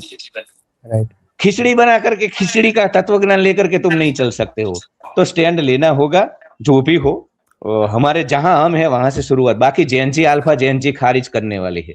देखो आचार्य प्रशांत आज क्यों नई व्याख्या दे रहे, आपको पता है? उसको, उन आचार्य प्रशांत को कोई प्रेम नहीं है सनातन के ऊपर, कोई इस पर उनको पता है कि अब वो प्रोडक्ट नहीं चलेगी भाई। अब चूना पुनर्जन्म के नाम पे नहीं लग सकता, स्वर्ग नरक के नाम पे नहीं लग सकता, कर्म फल के नाम पे नहीं लग सकता, तो अब नई प्रोडक्ट बनाएंगे। ये चूना तो लगाएंगे, चूना तो लगने वाला है। एक विपस्सना है, मैं नाम नहीं बोलूंगा क्योंकि वो निशुल्क करते हैं ना, तो एक विपस्सना एक मतलब मेडिटेशन पूरा उनका इधर गुजरात में चलता है। तो वो ऐसे करते हैं कि भाई हम तो पैसा नहीं लेते हैं मुफ्त में, पर आप जब 10 दिन खत्म करते हो ना, तो ऐसा प्रेशर बनाते हैं पूरा माहौल कि आप वो लेते तो 5,000 ले पाते, नरेंद्र लेते तो 5,000 ही ले पाते, पर लोग 5 लाख दे के जाते हैं, इतना ब्रेन वॉश कर देते हैं। तो यार ओशो तक को चूना लगाना पड़ा है। मां आनंद सिन्हा ने बोला यहाँ पे कि यार तुम बेचो पुनर्जन्म, ओशो बेचो। तुमको लगता है कि ओशो कभी पुनर्जन्म मतलब बेच सकता है? ना। आप एक बार सोचना कि ओशो यार और कैसा पुनर्जन्म? कौशिक मर करके नरेंद्र, नरेंद्र मर करके आदित्य नहीं, फूल बनोगे तुम, तो पौधे बनोगे। मतलब क्या तकलीफ रही होगी उस महापुरुष के भीतर, क्योंकि बेचारे को मार्केट की जरूरत थी यार, ये प्रोडक्ट सब चल रही थी। और मां आनंद सिन्हा ने, वो गुजराती थी हमारी मां आनंद सिन्हा, गुजराती माइंड बिजनेस वाला, तो बोली कि यार आचार्य ये रेशनल बातें छोड़ो, जूते पड़ेंगे, प्राइम मिनिस्टर खुद खिलाफ है, लगाओ चूना। तो फिर मस्त चूना लगाया वो है। हजारों जन्मों का ये तुम्हारे कर्म फलों का बंधन जब नष्ट होगा, उसी दिन तुम जीवन मुक्त हो जाओगे। तो यही चल रहा है, यही चल रहा है। सर उसके बाद हमें देखने को मिलता है कि जो हमारी आम जनता है, जैसे हम तो सर उन्हीं यूट्यूबर्स को कंज्यूम कर रहे हैं, वही चीजें देख रहे हैं जो साइंस बेस्ड है। ये हमारी बात है, ये आपकी बात है, पर ज्यादातर इंडिया की जो पॉपुलेशन है आज भी वो धर्म पाखंड में फंसी हुई है। लोग जा रहे हैं, लोगों को अपना, बाबाओं को अपना हाथ दिखा रहे हैं, बाबा मेरा हाथ देख के बता दो मेरी शादी कब होगी। आज भी जो बहुत सारे ढोंगी बाबा है, मैं नाम लेना चाहूंगा, जैसे धीरेन्द्र शास्त्री हैं, वो लोगों को बता रहे हैं कि तू इसलिए आया, तेरा ये नाम है और तेरी ये प्रॉब्लम सॉल्व हो जाएगी। वो क्लेम करते हैं कि मुझे जो मेरी पावर है ये मेरे को भगवान ने दी है, ईश्वर ने दी है। तो इनको कैसे काउंटर करना पड़ेगा सर? यहाँ पे हमें क्या स्टैंस लेना होगा? क्योंकि ज्यादा बड़ी पॉपुलेशन तो वही है। जब आप इनकी पॉपुलेशन को देखोगे तो इनको पांडाल बिछे हुए हैं, इतनी बड़ी बड़ी भीड़ें। उसके बाद आप इन लोगों को समझा भी देते हो, जैसे बहुत सारे लोग हैं जो समझ जाते हैं कि हाँ बात तो तू लॉजिकल कर रहा है यार नरेंद्र, तूने सही बोला, पर मुझे ना यार होप मिलती है, मुझे ना यार आशा मिलती है। तब उसको कैसे काउंटर करना है और आप उसका क्या करते हो? बताओ आदित्य भाई, आप बताओ। यार देखो ये ना होप और आशा से कुछ होता नहीं है, पहले ही समझ। वही है ना जो हम थोड़ी देर पहले बात कर रहे थे, आपको अपना स्टैंड बहुत ही क्लियरली रखना पड़ेगा। अगर मैं बोल रहा हूँ ना कि आपको इस बाबा के पास जाके कुछ नहीं मिलेगा, तो नहीं मिलेगा, नहीं ही मिलेगा। और ये चीज आप खुद सोचो, अगर आपको ये लगता है, कोई आके ऐसा बोलता है कि मुझे ये आशा दे देता है, उम्मीद दे देता है, उस आशा उम्मीद का करोगे क्या भाई? तुम्हारी बीमारी का इलाज हो जाएगा क्या आशा उम्मीद से? या तुम्हारे खाने को दाल रोटी मिल जाएगी क्या?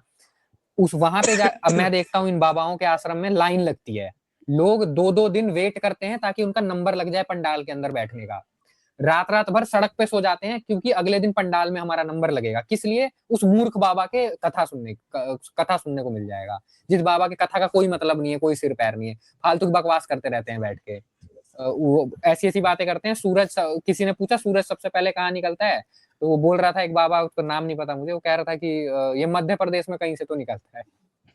तो मतलब ऐसी बात सुनने के लिए वो वहां लाइन लगा लगा के क्या उम्मीद लोगे भाई, क्या आशा लोगे? कोई ये तुम्हें बेवकूफ, ये बस ये कर रहे हैं कि तुम्हारे को, जैसे हम ऐसा नहीं करते, कोई बच्चा रो रहा होता है, जिद कर रहा होता है, उसको कुछ परेशानी है, तो उसको हम कुछ टॉफी दे देते हैं, कुछ के, ताकि वो अपनी परेशानी टेम्पररी भूल जाए।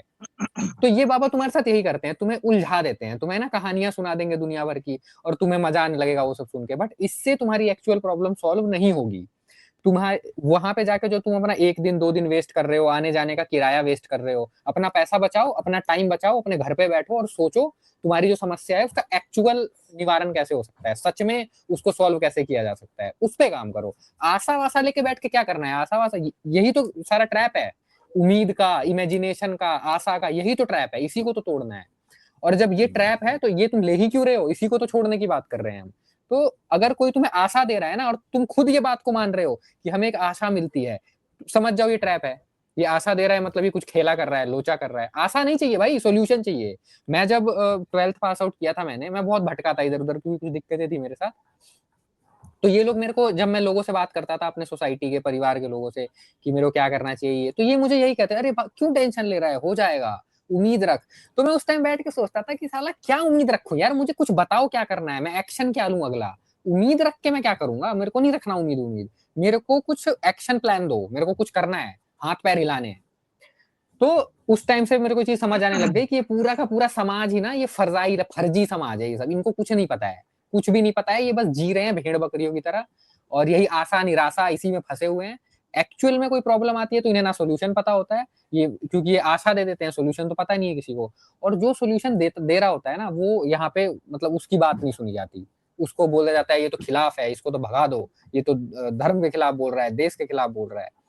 तो आपको ये समझना पड़ेगा, कोई अगर आपको आशा दे रहा है, उम्मीद दे रहा है, उससे छोड़ दो भाई। आशा उम्मीद से आपका कुछ नहीं होगा, आपको रियल सॉल्यूशंस चाहिए लाइफ में, प्रैक्टिकल सॉल्यूशन।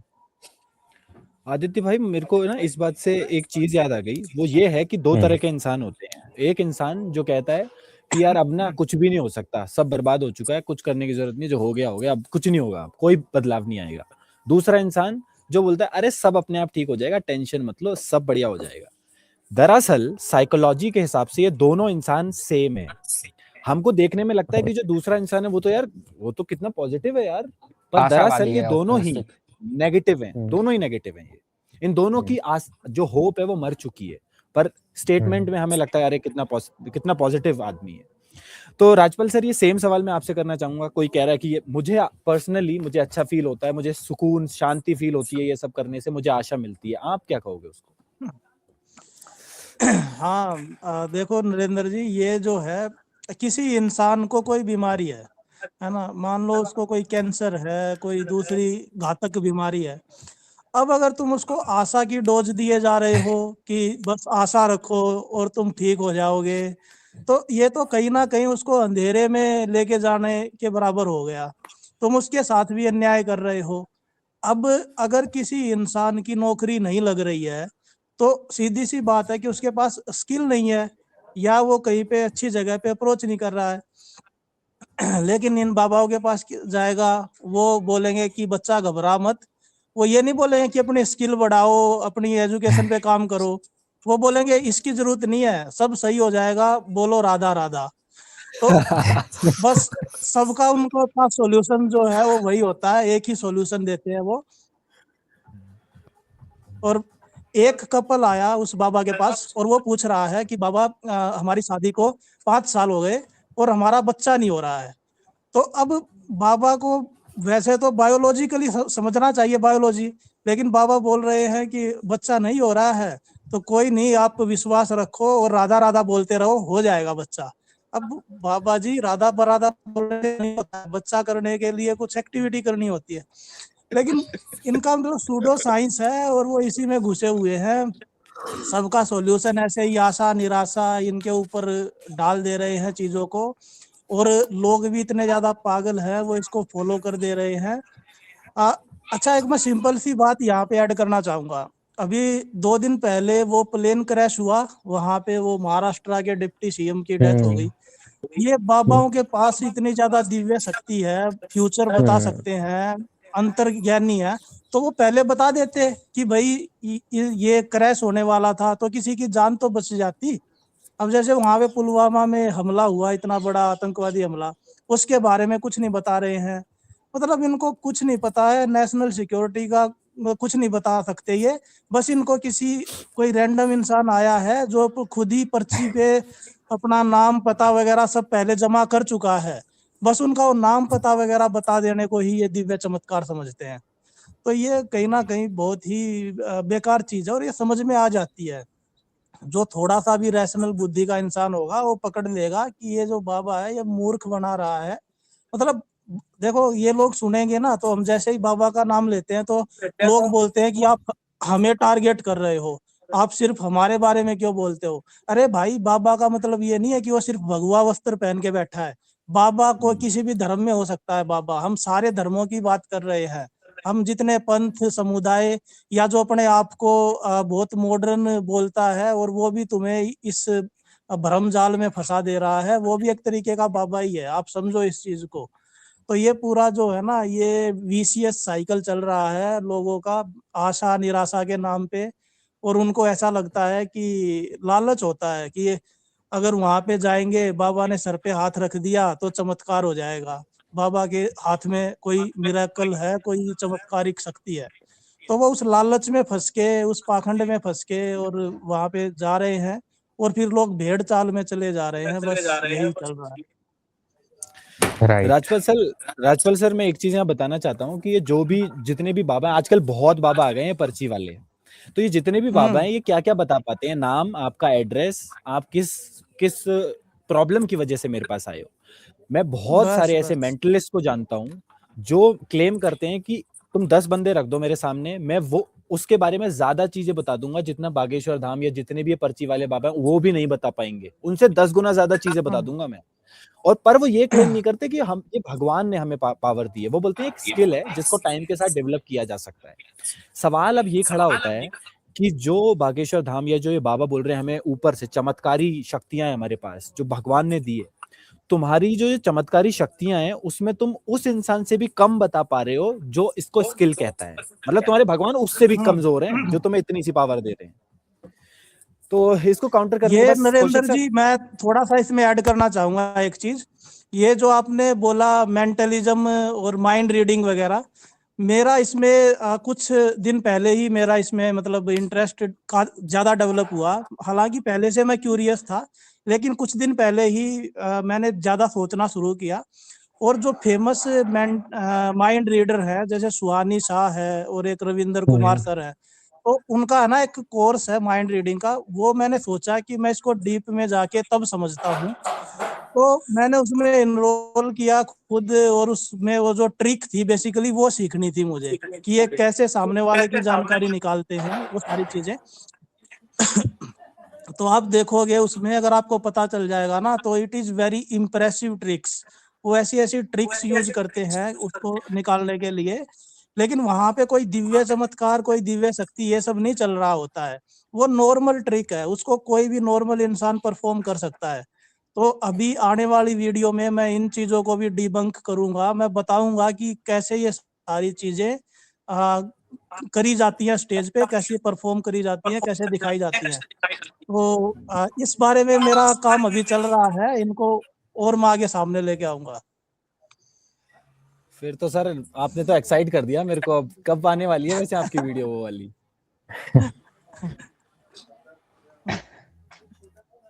बिल्कुल बिल्कुल। तो अब मैं कौशिक सर से पूछना चाहूंगा, सर आप बताओ कि क्योंकि आप देखते होंगे अपने आसपास, आप तो गांव मतलब विलेज में रहते हो, वहां तो लोग बहुत ही मानते हैं, आस्था बहुत ज्यादा होती है उनकी, और उनको कहीं ना बहुत सुकून भी मिलता है कि हम आज मंदिर जाके आ गए, हमारा आज का दिन सफल हो गया। तो आप कैसे काउंटर करते हो इसको? या आपके परिवार में बहुत जो क्लोज वंस है वो भी जाते होंगे मंदिर, या उनको भी सूडो साइंस में फंसा गया होगा, वो भी सुपरस्टिशन में मानते होंगे, आप क्या करते हो सर? मतलब मुझे लड़ना पड़ता है क्योंकि मेरे पिताजी को 4थे स्टेज का कैंसर था और उनको भी ये लोग आ गए थे कि भाई ये जो भुआ बोलते हैं गुजरात में, इसके लिए शब्द है भुआ, गॉडमैन, जो कि आते हैं। तो फिर भगाया मैंने यहाँ से, मैंने बोला आई विल कॉल पुलिस। या मैं एक गुजरात के राजकोट में जाथा करके संस्था है, जाथा, वो अंदर इस श्याम मानव जैसे है कि वो तो एक्टिविस्ट है मतलब, तो उनको फिर मैंने भगाया। यार देखो, हमने मूर्ति पूजा या जो भी देवी पूजा या जो भी हम पीपल को पूजते हैं या जो भी सांप को पूजते हैं, उसका एक सीधा मतलब ये था कभी हमें चारों ओर परम तत्व देखना था। हमारा जो ईशावास्य उपनिषद जब लिखा गया तो उनका ये पर्पस था कि भाई हम आदित्य देखेंगे, नरेंद्र देखेंगे, इससे अच्छा है कि चारों ओर एक ही तत्व देखे। उससे ईर्ष्या, द्वेष, अलगाव, आतंकवाद, छोटा बड़ा, ये जितना भी एक वो होता है डिस्क्रिमिनेशन, उसको खत्म। और चारों ओर अगर हम परमात्मा देखेंगे, ईश्वर देखेंगे, ब्रह्म तत्व देखेंगे, जो भी शब्द पकड़ लो, तो ग्लोबल वार्मिंग नहीं होगा। मतलब जितना अलगाव आप कम कर सको उतना सोसाइटी ठीक से चलता है। तो ये मंदिर का तो देखो, मंदिर तो उपासना के स्थल रहे ही नहीं है भारत में। मंदिर का क्लियर था कि भाई वहां पे फंड होता था, समाज के रूल बनते थे, नॉर्म। जैसे ये कुंभ मेला होता है तो 14 साल के बाद ये लोग बना, तो समाज में क्या चल रहा है, देश में क्या चल रहा है, सब नीति नियम बनते थे। पर आजकल यहाँ पे ये पूरा इनको लगता है कि भाई ये कोई माता जी है, कोई देवी है और उनके जीवन को नियंत्रित करती है। अरे भाई देविया, तुम जो दर्शन करने जाते हो ना, उसमें भी देवी देखना है, परम तत्व देखना है, इसलिए देवी पूजा शुरू हुई थी भाई। ये पूरा जो कंसेप्ट शुरू हुआ था, तो ये तो उसके रियल फॉर्म में तो ये कोई कर नहीं रहे हैं, तो इससे नुकसान। और दूसरा मैं आपको एक एग्जांपल देना चाहूंगा। रामकृष्ण परमहंस जब कोलकाता में थे बेलूर मठ में, तो एक योगी आया उस वक्त का, सो कॉल्ड, और उसने बोला कि आपके पास कोई सिद्धि है जैसे आप हवा में चल सको, पानी में चल सको? तो रामकृष्ण परमहंस ने बोला कि नहीं, आपके पास है? तो बोला हाँ, मैं पानी पे चल सकता हूँ, और मैंने 20 साल तक साधना की, तपस्या की, उसके बाद वो शक्ति डेवलप हुई है। तो रामकृष्ण परमहंस बोले कि तू तो मूर्ख है। तो बोले कि इसमें 20 साल क्यों लगा है, ये जाती तो है होड़ी भाई, ये बोट जा रही है तो उसका ही प्रयोग कर लेना चाहिए, क्यों तू 20 साल तक बैठा रहा भाई? हाँ, जिस चीज की जरूरत नहीं। अब बंदा सिंह बहादुर मातोसी बन करके तपश्चर्या कर रहा था। हाँ, गुरु गोविंद सिंह बोले भाई ले तू हाथ में तलवार और लड़, इन्वेडर आ रहे इस देश में, जरूरत अभी लड़ने की है, तू गलत चीजों में यहाँ खुद को मुक्त करना है। तो जब जीत, तो रामकृष्ण परमहंस ने खुद बोला भाई ऐसी कोई साधना की जरूरत नहीं है, तो होड़ी वाला ले जाता है, मुझे तो मुफ्त में भी ले जाता है।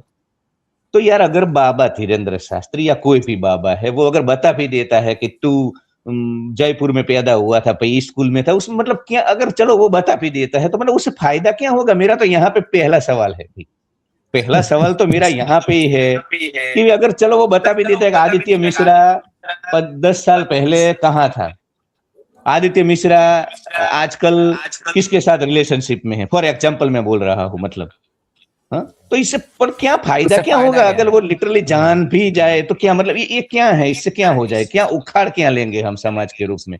हाँ, हमें वो टेक्नोलॉजी चाहिए जो इजराइल के पास है, जो हमें मिसाइल से रोके, हाँ, जैसलमेर में रोके, चंडीगढ़ वाली बॉर्डर पे, पठानकोट में, वो जो वो जरूरी है, या ये चीजें तुम कहाँ पे खाना खाते थे, कहाँ पे हग ये सब करते थे तुम्हारे दिन, ये मतलब मिलेगा क्या ये जान के? तो पहले तो मैं तो इसको, अगर वो सच भी है ना, छोड़ो वो ट्रिक करते हैं, वो तो ट्रिक ही करते हैं, मैं जो आप सुहानी शाह और ये सब करते हैं वही कर रहे हैं, बस ये लोग अलग फॉर्म में कर रहे हैं, धर्म का जामा पहना करके कर रहे हैं, तो लोग झुक जाते हैं।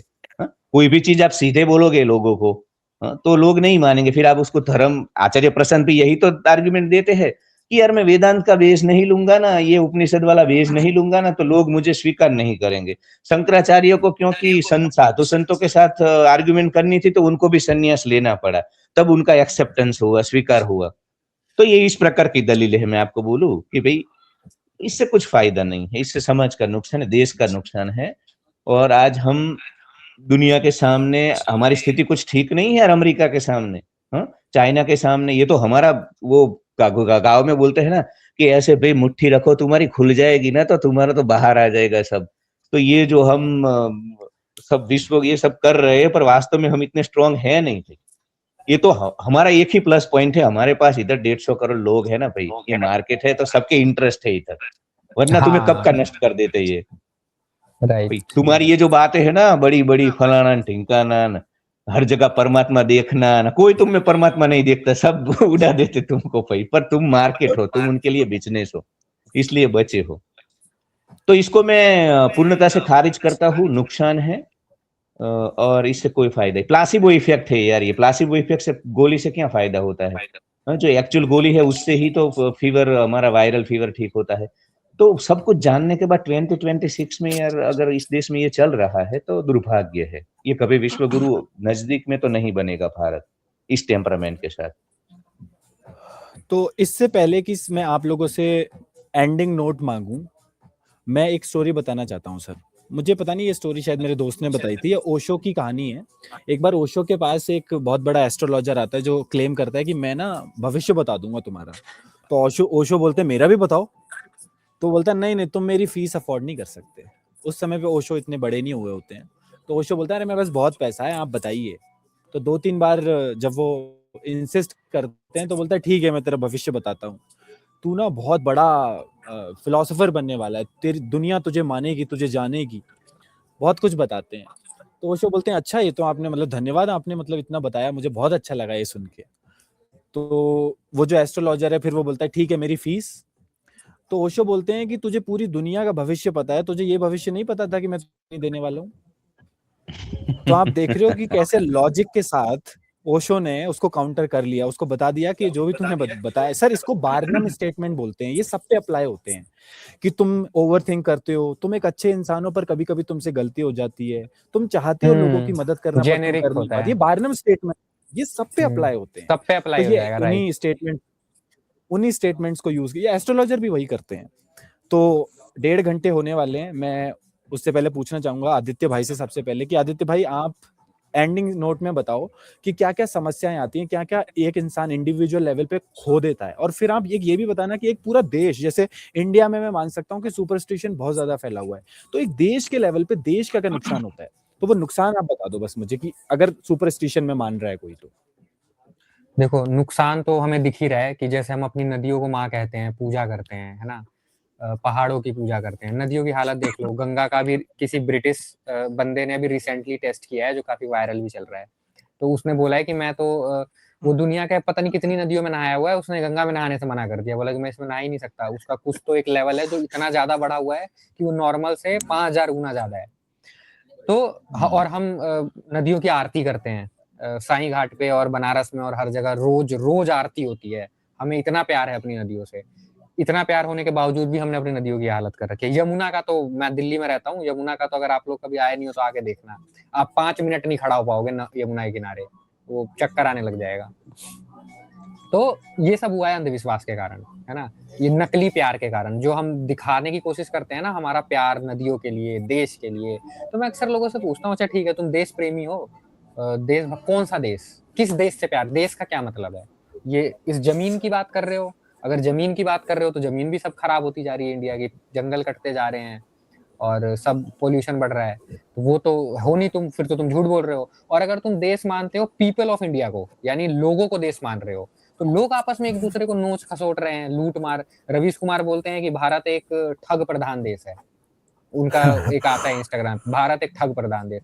आप फ्लैट खरीदने जाओ ठग लिए जाओगे, आप खाना खरीदने जाओ नकली खाना मिल जाएगा आपको, कुछ भी कर लो XYZ, कुछ भी जाओ, हर चीज में यहाँ पे ठगी है। और मतलब एक मेरे फ्रेंड ने मुझसे बोला था कि यार अगर हम कुछ भी बिग परचेस करने जाते हैं ना, जैसे फ्लैट खरीदना हो, कुछ भी सामान खरीदना हो, तो हमें ना बहुत कंसल्टेशन की जरूरत पड़ती है, 4 लोगों से पूछना पड़ता है, भाई पापा से पूछ रहे हैं, पड़ोसी से पूछ रहे हैं, जिसने पहले ले लिया उसने मेरे को बोला भाई इतना पूछना क्यों पड़ रहा है, मैं सीधे जाके खरीद क्यों नहीं ले रहा हूँ। वो इसलिए नहीं खरीद पाते हैं क्योंकि भारत एक ठग प्रधान देश है, और ये हमें भी अंदर से पता है, हम जाएंगे ठग लिए जाएंगे, ये नॉर्मल है भारत में। तो तुम्हारी देशभक्ति ये है, मतलब इसलिए मैं बोलता हूँ कि देशभक्ति की बात मत करो, पहले तुम्हें खुद पे काम करना पड़ेगा। तो ये अंधविश्वास ने तो इस देश को बिल्कुल खत्म कर दिया एकदम, मतलब मेरे को तो ये बिल्कुल बर्बाद दिखता है, मैं तो अपनी आंखों से देखता हूँ। तो आप लोगों को क्या चाहिए कि आप इंडिविजुअल लेवल पे काम करो, इन धार्मिक मान्यताओं को छोड़ो, आप खुद को देखो और थोड़ा सा ना लॉजिकली सोचो कि क्या चीज तुम्हारे लिए ठीक है। तुम अपने ब्लड टेस्ट कराओ, अगर तुम्हें कुछ डेफिशिएंसी निकल रही है तो उसको खा के पूरा करो, न्यूट्रिशन से सप्लीमेंट्स लो, है ना। ये बाबा के पास जाके रतन पहन के कुछ नहीं होगा। आपकी जॉब नहीं लग रही है तो आप देखो मार्केट में किस चीज की रिक्वायरमेंट है, कंपनियां कैसे बंदों को ढूंढ रही हैं और वो नहीं फुलफिल हो पा रहा है, वो चीज सीख लो, तुम्हें नौकरी मिल जाएगी, है ना। ये सब करो, प्रैक्टिकल अप्रोच रखो लाइफ में, अपने आप को अच्छा बनाओ, अच्छी तरीके से जियो, बस यही लाइफ होती है। और अगर ऐसा हर इंसान इंडिविजुअल लेवल पे इस तरह से सोचे तो देश ऑटोमेटिकली बढ़िया हो जाएगा, नदियां ऑटोमेटिकली साफ हो जाएंगी, कुछ अलग से करने की जरूरत नहीं पड़ेगी, है ना। और हमारे साथ प्रॉब्लम ये है कि हम इंडिविजुअल लेवल पे तो खत्म है और हम बात करते हैं देशभक्ति और ये और वो और पता नहीं क्या क्या, तो इसलिए हम फेल्ड हैं as a nation. Rajpal sir आप बताइए कि आप एंडिंग नोट में क्या बताना चाहेंगे कि लोग फंसे हुए हैं और क्या क्या नुकसान होता है एक इंडिविजुअल लेवल पे, एक देश के लेवल पे, और कैसे काउंटर किया जा सकता है इन सब चीजों पे। हाँ, इसमें नरेंद्र जी सबसे पहले तो देश वगैरह का लोग नहीं सोचेंगे, क्योंकि हमारे देश की जो जनता है वो खुद के बारे में ही सोच ले, यही बहुत बड़ी बात है। वो दूसरों का सोचना तो भूल ही जाओ। तो मैं खुद उनके पर्सपेक्टिव से बताता हूँ कि अगर तुम इस सुपरस्टिशन में, बाबा कल्चर में, इसमें अगर फंसे हुए हो तो तुम सबसे ज्यादा अपना खुद का नुकसान कर रहे हो। तुम वहां पे झूठी आशा लगा के बैठ गए हो, जो बाद में फ्यूचर में तुम्हें बैकफायर करेगा।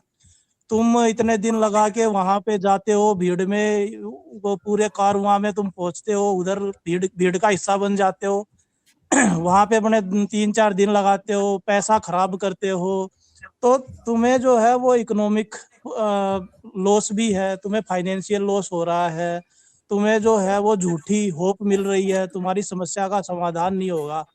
ये जो लोग हैं ना ऐसे, ये बाबा भी चेंज करते रहते हैं, एक बार एक के भक्त हैं, वहां पे इनको कुछ आशा नहीं दिखी, फिर चेंज होके दूसरे बाबा के पास जाएंगे, फिर वहां भक्त बन जाएंगे, वहां आशा नहीं दिखी, फिर तीसरे के पास चले जाएंगे, क्योंकि ये तो अनएंडिंग साइकिल है ना, यहाँ तो कमी नहीं है बाबाओं की, यहाँ तो इतने ज्यादा ऑप्शंस अवेलेबल है।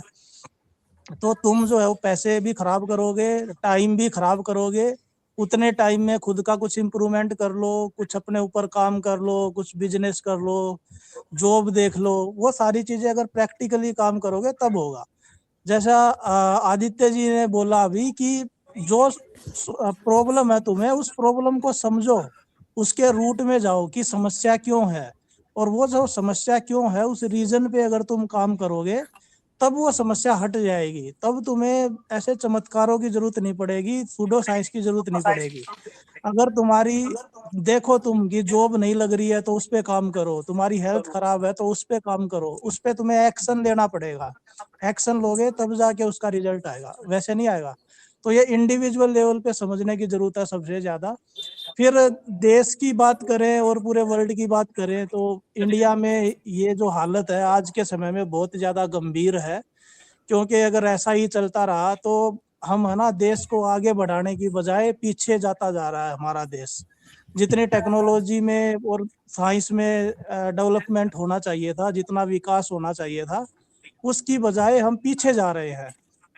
नए नए बाबा आ रहे हैं, एस्ट्रोलॉजी में हम आगे बढ़ रहे हैं, ये सारी चीजें स्प्रेड हो रही हैं इस रेट से। ये चीज है ना इंटरेस्टिंग भी ज्यादा होती है, लोग इनमें मजे लेते हैं।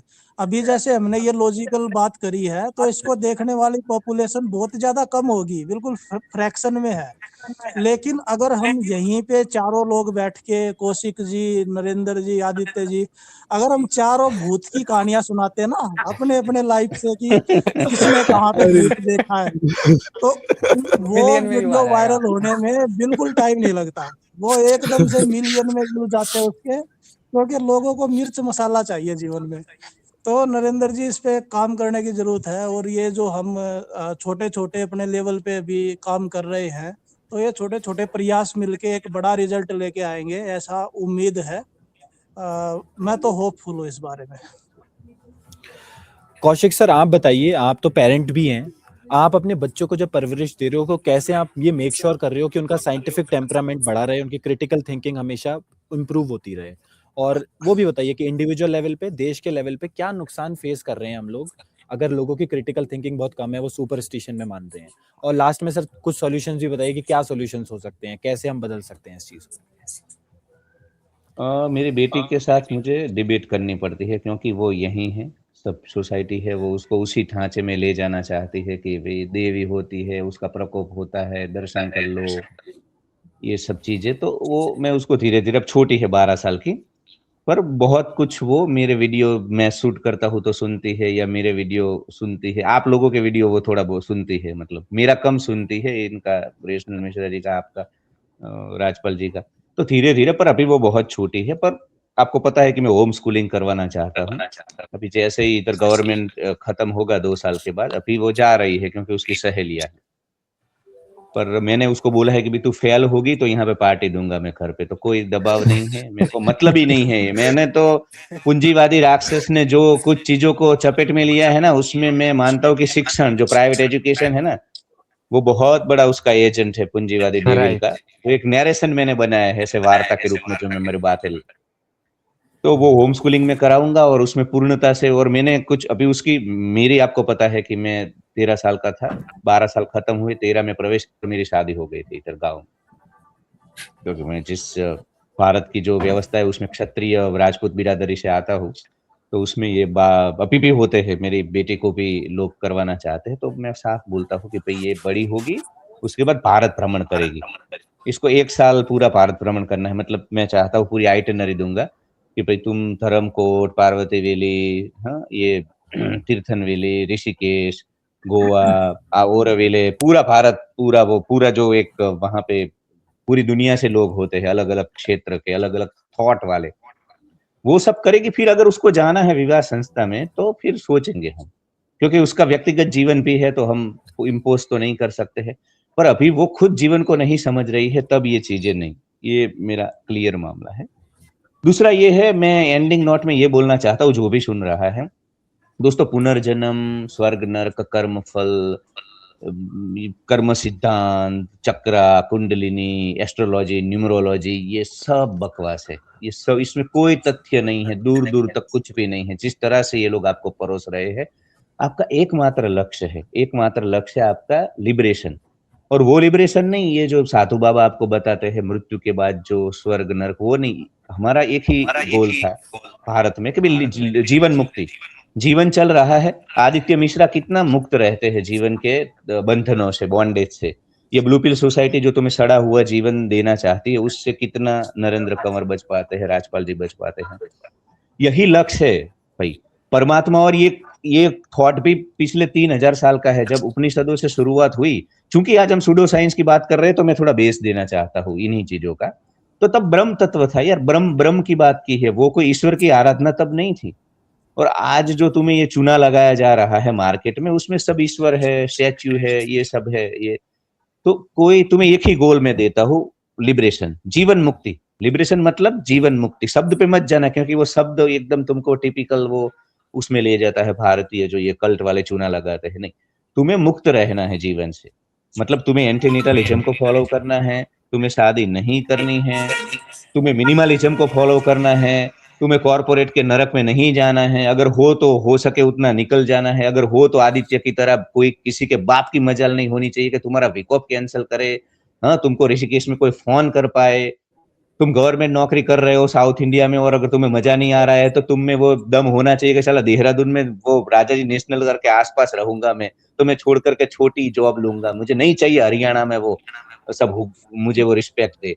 तो ये होता है लिबरेशन भाई, ये होता है। मेरे को पैराग्लाइडिंग करना है तो मैं वो करूंगा यार। मेरे को इंटरनेटलिज्म इन सब बातों पे बोल लिया तो अब नए वीडियो बनाने तो बनाऊंगा, वरना मैं लाइव करूंगा। ये होता है लिबरेशन।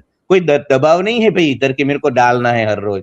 ये मिश्रा को डालना होगा तो डालेगा, वरना नहीं डालेगा। कभी बाहर है तो कभी 20 मिनट के डालेगा, कभी कोई उसको कोई दबाव ही नहीं। चेहरे पे देखो उसका कितना तेजस्वीता है, चेहरे पे जो ग्लो है ना, वो जब नहीं है ना तो तुम बात ही कर रहे हो। मतलब तो ये ग्लो बरकरार रहना चाहिए, तुम्हारा एक लक्ष्य होना चाहिए। ग्लो जो है ना तुम्हारे चेहरे पे, वो बरकरार रहे ना, ऐसी सभी व्यवस्थाएं बनाओ। और चूंकि तुम भारत में हो तो भाई एंटरनेटलिज्म ये सब जरूरी है, क्योंकि ऑलरेडी 150 करोड़ लोग हैं। तो यही मेरी तो नोट है कि ये सब चुना लगा रहे हैं। इनके सत्र न फलाना न अद्वैत महोत्सव न वेदांत सत्र न डोनेशन न कुछ नहीं मिलेगा। उसको मैं बौद्धिक मैथुन बोलता हूँ, मैं इंटेलेक्चुअल वो हो रहा है, मास्टरबेशन बोलता हूँ मैं इसको। कुछ नहीं, वो उसी दुनिया की बातें हैं, उस बातों का उस दुनिया में अस्तित्व है, उस वाड़े में वहां लोग होते हैं। जैसे वो सो जगत में मैं जाता हूँ ना, इधर महसाणा में, तो वो ऐसे करके हक करेंगे, तुम्हारे भीतर बैठे परमात्मा को मैं नमस्कार करता हूँ, अरे ये ऊर्जा न फलानी ऊर्जा न। तो ये बातों का उसी दुनिया में अस्तित्व है भाई। ये टर्मिनोलॉजी, कुछ कुछ शब्द होते हैं, प्रोडक्ट होते हैं, जो कि हर सदी में आते हैं। अब नए आचार्य प्रसन्न नए प्रोडक्ट लेकर के आए। तो ये सब बातें हैं। तुम हो सके इतना मुक्त रहो। लिबरेशन मतलब, हाँ, तुम देखो, मेरी तो एक फिलोसॉफी है, आपको पता है, भंवरा जैसे रस ले लेता है, पंखुड़ियां छोड़ देता है। तो क्यों शादियां करनी है, क्यों बच्चे पैदा करना है यार? मजे में रस ले लो। रिलेशनशिप की कहाँ ना बोल रहा हूँ, कोई ना नहीं बोल रहे, करो भाई। ऐसे ही हम तो चाहते हैं, आहार निंद्रा भय के बाद मैथुन है प्रकृति का हिस्सा। ऐसी एक सबको इच्छा होगी ना भाई, सबको, हाँ, तो मौज मस्ती कर लो, साइड इफेक्ट जो है ना उसके छोड़ दो। तो तुम हम तुमको अच्छे लगे ना लगे, हम तुमको प्रैक्टिकल के ऐसा भंवरा बनो, तुम रेड पिल भंवरा, लिबरेटेड भंवरा, अब एक जागा हुआ भंवरा। यही आत्मज्ञान होता है, चौंच लो, यही आत्मज्ञान होता है, और कुछ नहीं। कोई अंदर प्रकाश नहीं होता है, आंखें बदल नहीं जाती है। वो सदगुरु बोलते हैं ना, one day I was sitting on the Chamundi hill and when I woke up my eyes were so different, I mean, you know। तो ऐसा नहीं होता है, वो बातें हैं चूना लगाने के भाई। यही आत्मज्ञान होता है कि तुम जाग जाओ। मुक्त हो जाओ। कॉर्पोरेट में हो फिर भी सैटरडे संडे चले जाओ पहाड़ में, इसको लिबरेशन बोलते हैं, इसको आत्मज्ञान बोलते हैं। इसको आत्मज्ञान हो गया आदित्य मिश्रा को कि साला इधर नहीं मनना है मेरे को, दिल्ली में मेट्रो में मेरे को तो छूटना है भाई। नरेंद्र कंवर को आत्मज्ञान हो गया कि भाई भले राजस्थान में जन्मा, क्षत्रिय कुल में जन्मा, जो भी है ये सब कुछ, पर मेरे को तो इन सब से ऊपर उठ करके मेरी मन का जीवन जीना है भाई। धर्मकोट में, अभी धर्मकोट में बैठा है, देखो अगर ये ब्लू पिल व्यवस्था में होता ना, भारत की सड़ी हुई व्यवस्था में, तो कहीं जयपुर में चाय पी रहा होता वो पिंक सिटी में कहीं टपरी पे, आईआईटी में जॉब करता होता ये नरेंद्र और वहां पे फंसा होता। राजपाल जी भी कहीं हरियाणा कहीं फंसे होते, वो इनकम टैक्स की उनकी फाइलें देख रहे होते, ये रिकॉर्डिंग ही नहीं होता। और मैं साला अहमदाबाद के मीडिया जगत में आपका दोस्त कौशिक सिंह स्वागत करता हूँ अहमदाबाद में। तो ये सब ना ये ग्लैमराइज चीजें लगती है, पर ये बॉन्डेज है। छोटा कैदी बड़ा कैदी सब कैदी है। तो यार जितना हो सके उतना कॉर्पोरेट के नरक से बचो, मतलब जितना हो सके उतना फ्री रहो, कोई महानता नहीं है। ये ब्लू पिल सोसाइटी तुम कैसे गोल देती है, गृहस्थ आश्रम का पालन करो, ये न कर्तव्य फलाना ढिंकना, अंततः ये जंजीरें है। कोई गोल नहीं है, कोई लक्ष्य नहीं है, जीवन का कोई पर्पस नहीं है, मौज करनी है। अगर तुम मौज कर पाओ ना, मैं तो बोलता हूँ अगर तुम्हें भूख लगे तुम खाना खा लो, नींद आ जाए सो जाओ, ऐसी एक्स की इच्छा हो तो कर लो, वरना मास्टरबेट कर लो अगर कोई पार्टनर नहीं है। इतना ही लक्ष्य है, जीवन का कोई लक्ष्य नहीं है। ये सब इनकी बातें हैं और ये चूना लगाने के लिए पूरी श्रृंखला बनाई है। तो बस यही मेरा मानना है, बोलना है। नाइस। तो ये थी आज की हमारी कॉन्वर्जेशन। मुझे तो बहुत मजा आया है कॉन्वर्जेशन करने में। मजा आया, सूडो बहुत साइंस मजा पे आया। बात की और सुपरस्टिशन पे बात की, एस्ट्रोलॉजी पे बात की, हमने बताए कुछ सॉल्यूशंस। देखो बहुत कम ऐसे यूट्यूबर्स हैं, बहुत कम ऐसे सोशल मीडिया कंटेंट क्रिएटर्स हैं जो इन चीजों पे बात कर रहे हैं, जो लोगों को नेगेटिवली अफेक्ट कर रही हैं चीजें। तो इन पे बात करनी बहुत जरूरी है। बहुत कम ऐसे यूट्यूबर्स हैं, मुझे लगता है उनको सपोर्ट करना चाहिए, क्योंकि जो यूट्यूब का फॉर्मेट है वो कभी भी ऐसे कंटेंट क्रिएटर्स को सपोर्ट नहीं करता है। सपोर्ट करता भी है तो उनका एल्गोरिदम उनको कभी पुश नहीं करेगा, क्योंकि ऐसे लोग कैपिटलिज्म के अगेंस्ट बात कर रहे हैं, तो इनको स्पॉन्सरशिप मिलना भी मुश्किल है। तो अगर एक ऐसी साइकिल है जहां पे सपोर्ट नहीं मिल रहा है, तो ये हमें आपस में मिलके एक दूसरे को सपोर्ट करना होगा, इन चीजों को फैलाना होगा, जिससे हमारा जो बड़ा ऑब्जेक्टिव है, ग्रो करना नहीं, हमारा जो बड़ा ऑब्जेक्टिव है कि सूडो साइंस खत्म हो, लोग रैशनल बने, लोगों की जिंदगी बेहतर बने, वो फालतू में जिम्मेदारियां ना उठाएं, तो बदलाव आएगा। तो ऐसी वीडियो और आती रहेंगी, हम और गेस्ट को यहाँ लाते रहेंगे जो एक्सपर्ट हैं अपने फील्ड्स में, और चलती रहेंगी ये बातें। आज हमने सूडो साइंस का टॉपिक उठाया था, बहुत सारे ऐसे टॉपिक है हमारे पास जिन पे बात हो सकती है, और हमने अपने अपने पॉइंट ऑफ व्यू बताए। और कमेंट्स में बताओ आप लोग कि आपको कैसा लगा। तो मुझे लगता है राजपाल सर आप वीडियो रिकॉर्डिंग रोक सकते हो अभी। एक 2 मिनट मुझे देना, मेरे कुछ विचार व्यक्त करने हैं। हाँ। मेरा सपना था ये पहले से कि भी हम लोग एक साथ आए। तो पहले जब लाइव होने लगे सबके, तो आई वॉज वेरी हैप्पी कि चलो अब ये शुरू हो गया है कि हम लोग जुड़ चुके हैं एक दूसरे से, गो लाइव टुगेदर हो रहा है।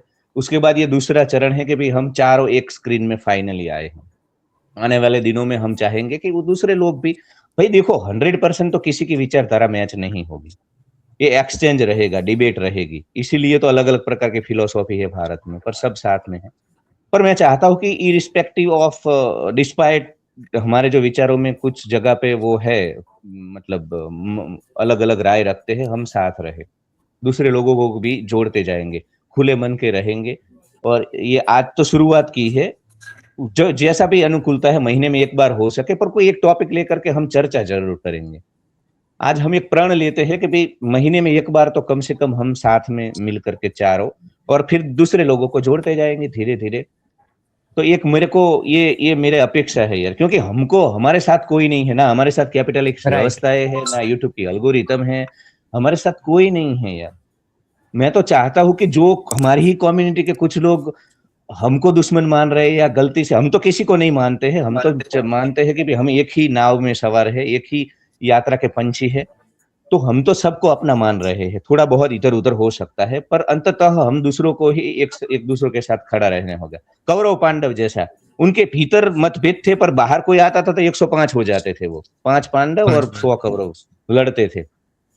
तो थोड़ा एंटीनेटलिज्म को लेकर के या वेगनिज्म को लेकर के या जो भी ये टर्मिनोलॉजी या विचारधारा है उसमें इधर उधर हो सकता है, पर पर्पस हमारा लक्ष्य एक है कि धर्मकोट जाना है भाई, हम सबको धर्मकोट जाना है। अब कोई पठानकोट से जाता है चंडीगढ़ से, वो थोड़ा हमें दरकिनार करना होगा, उसमें हम वो ऐसे नैरो माइंडेड नहीं हो सकते, थोड़ा उदार मतवादी हो। रेशनल वही लोग है ना जो भिन्नता को स्वीकारे और एक रूप हो जाए। फिर तो लक्ष्य हमारा लिबरेशन है कि भाई ये जैन जी, अल्फा जैन जी वास्तव में जीवन मुक्त बने, बंधनों से मुक्त हो और पूर्णता से अपना जीवन जिए। यहाँ एक एक पल को वो ओशो बोलते थे ना, I want to make life celebration.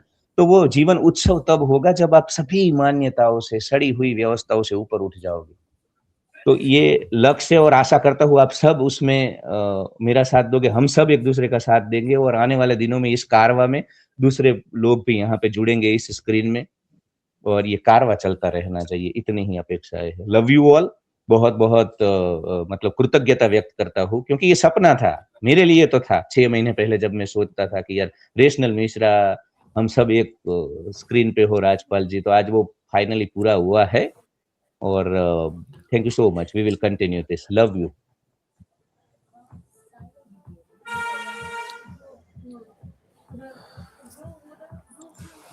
बिल्कुल, काफी मजा आया बात करके आप लोगों के साथ, और फ्यूचर में भी हम ऐसी चीजें लेके आते रहेंगे, नए नए टॉपिक्स पे, नए नए चीजों पे डिस्कस करेंगे।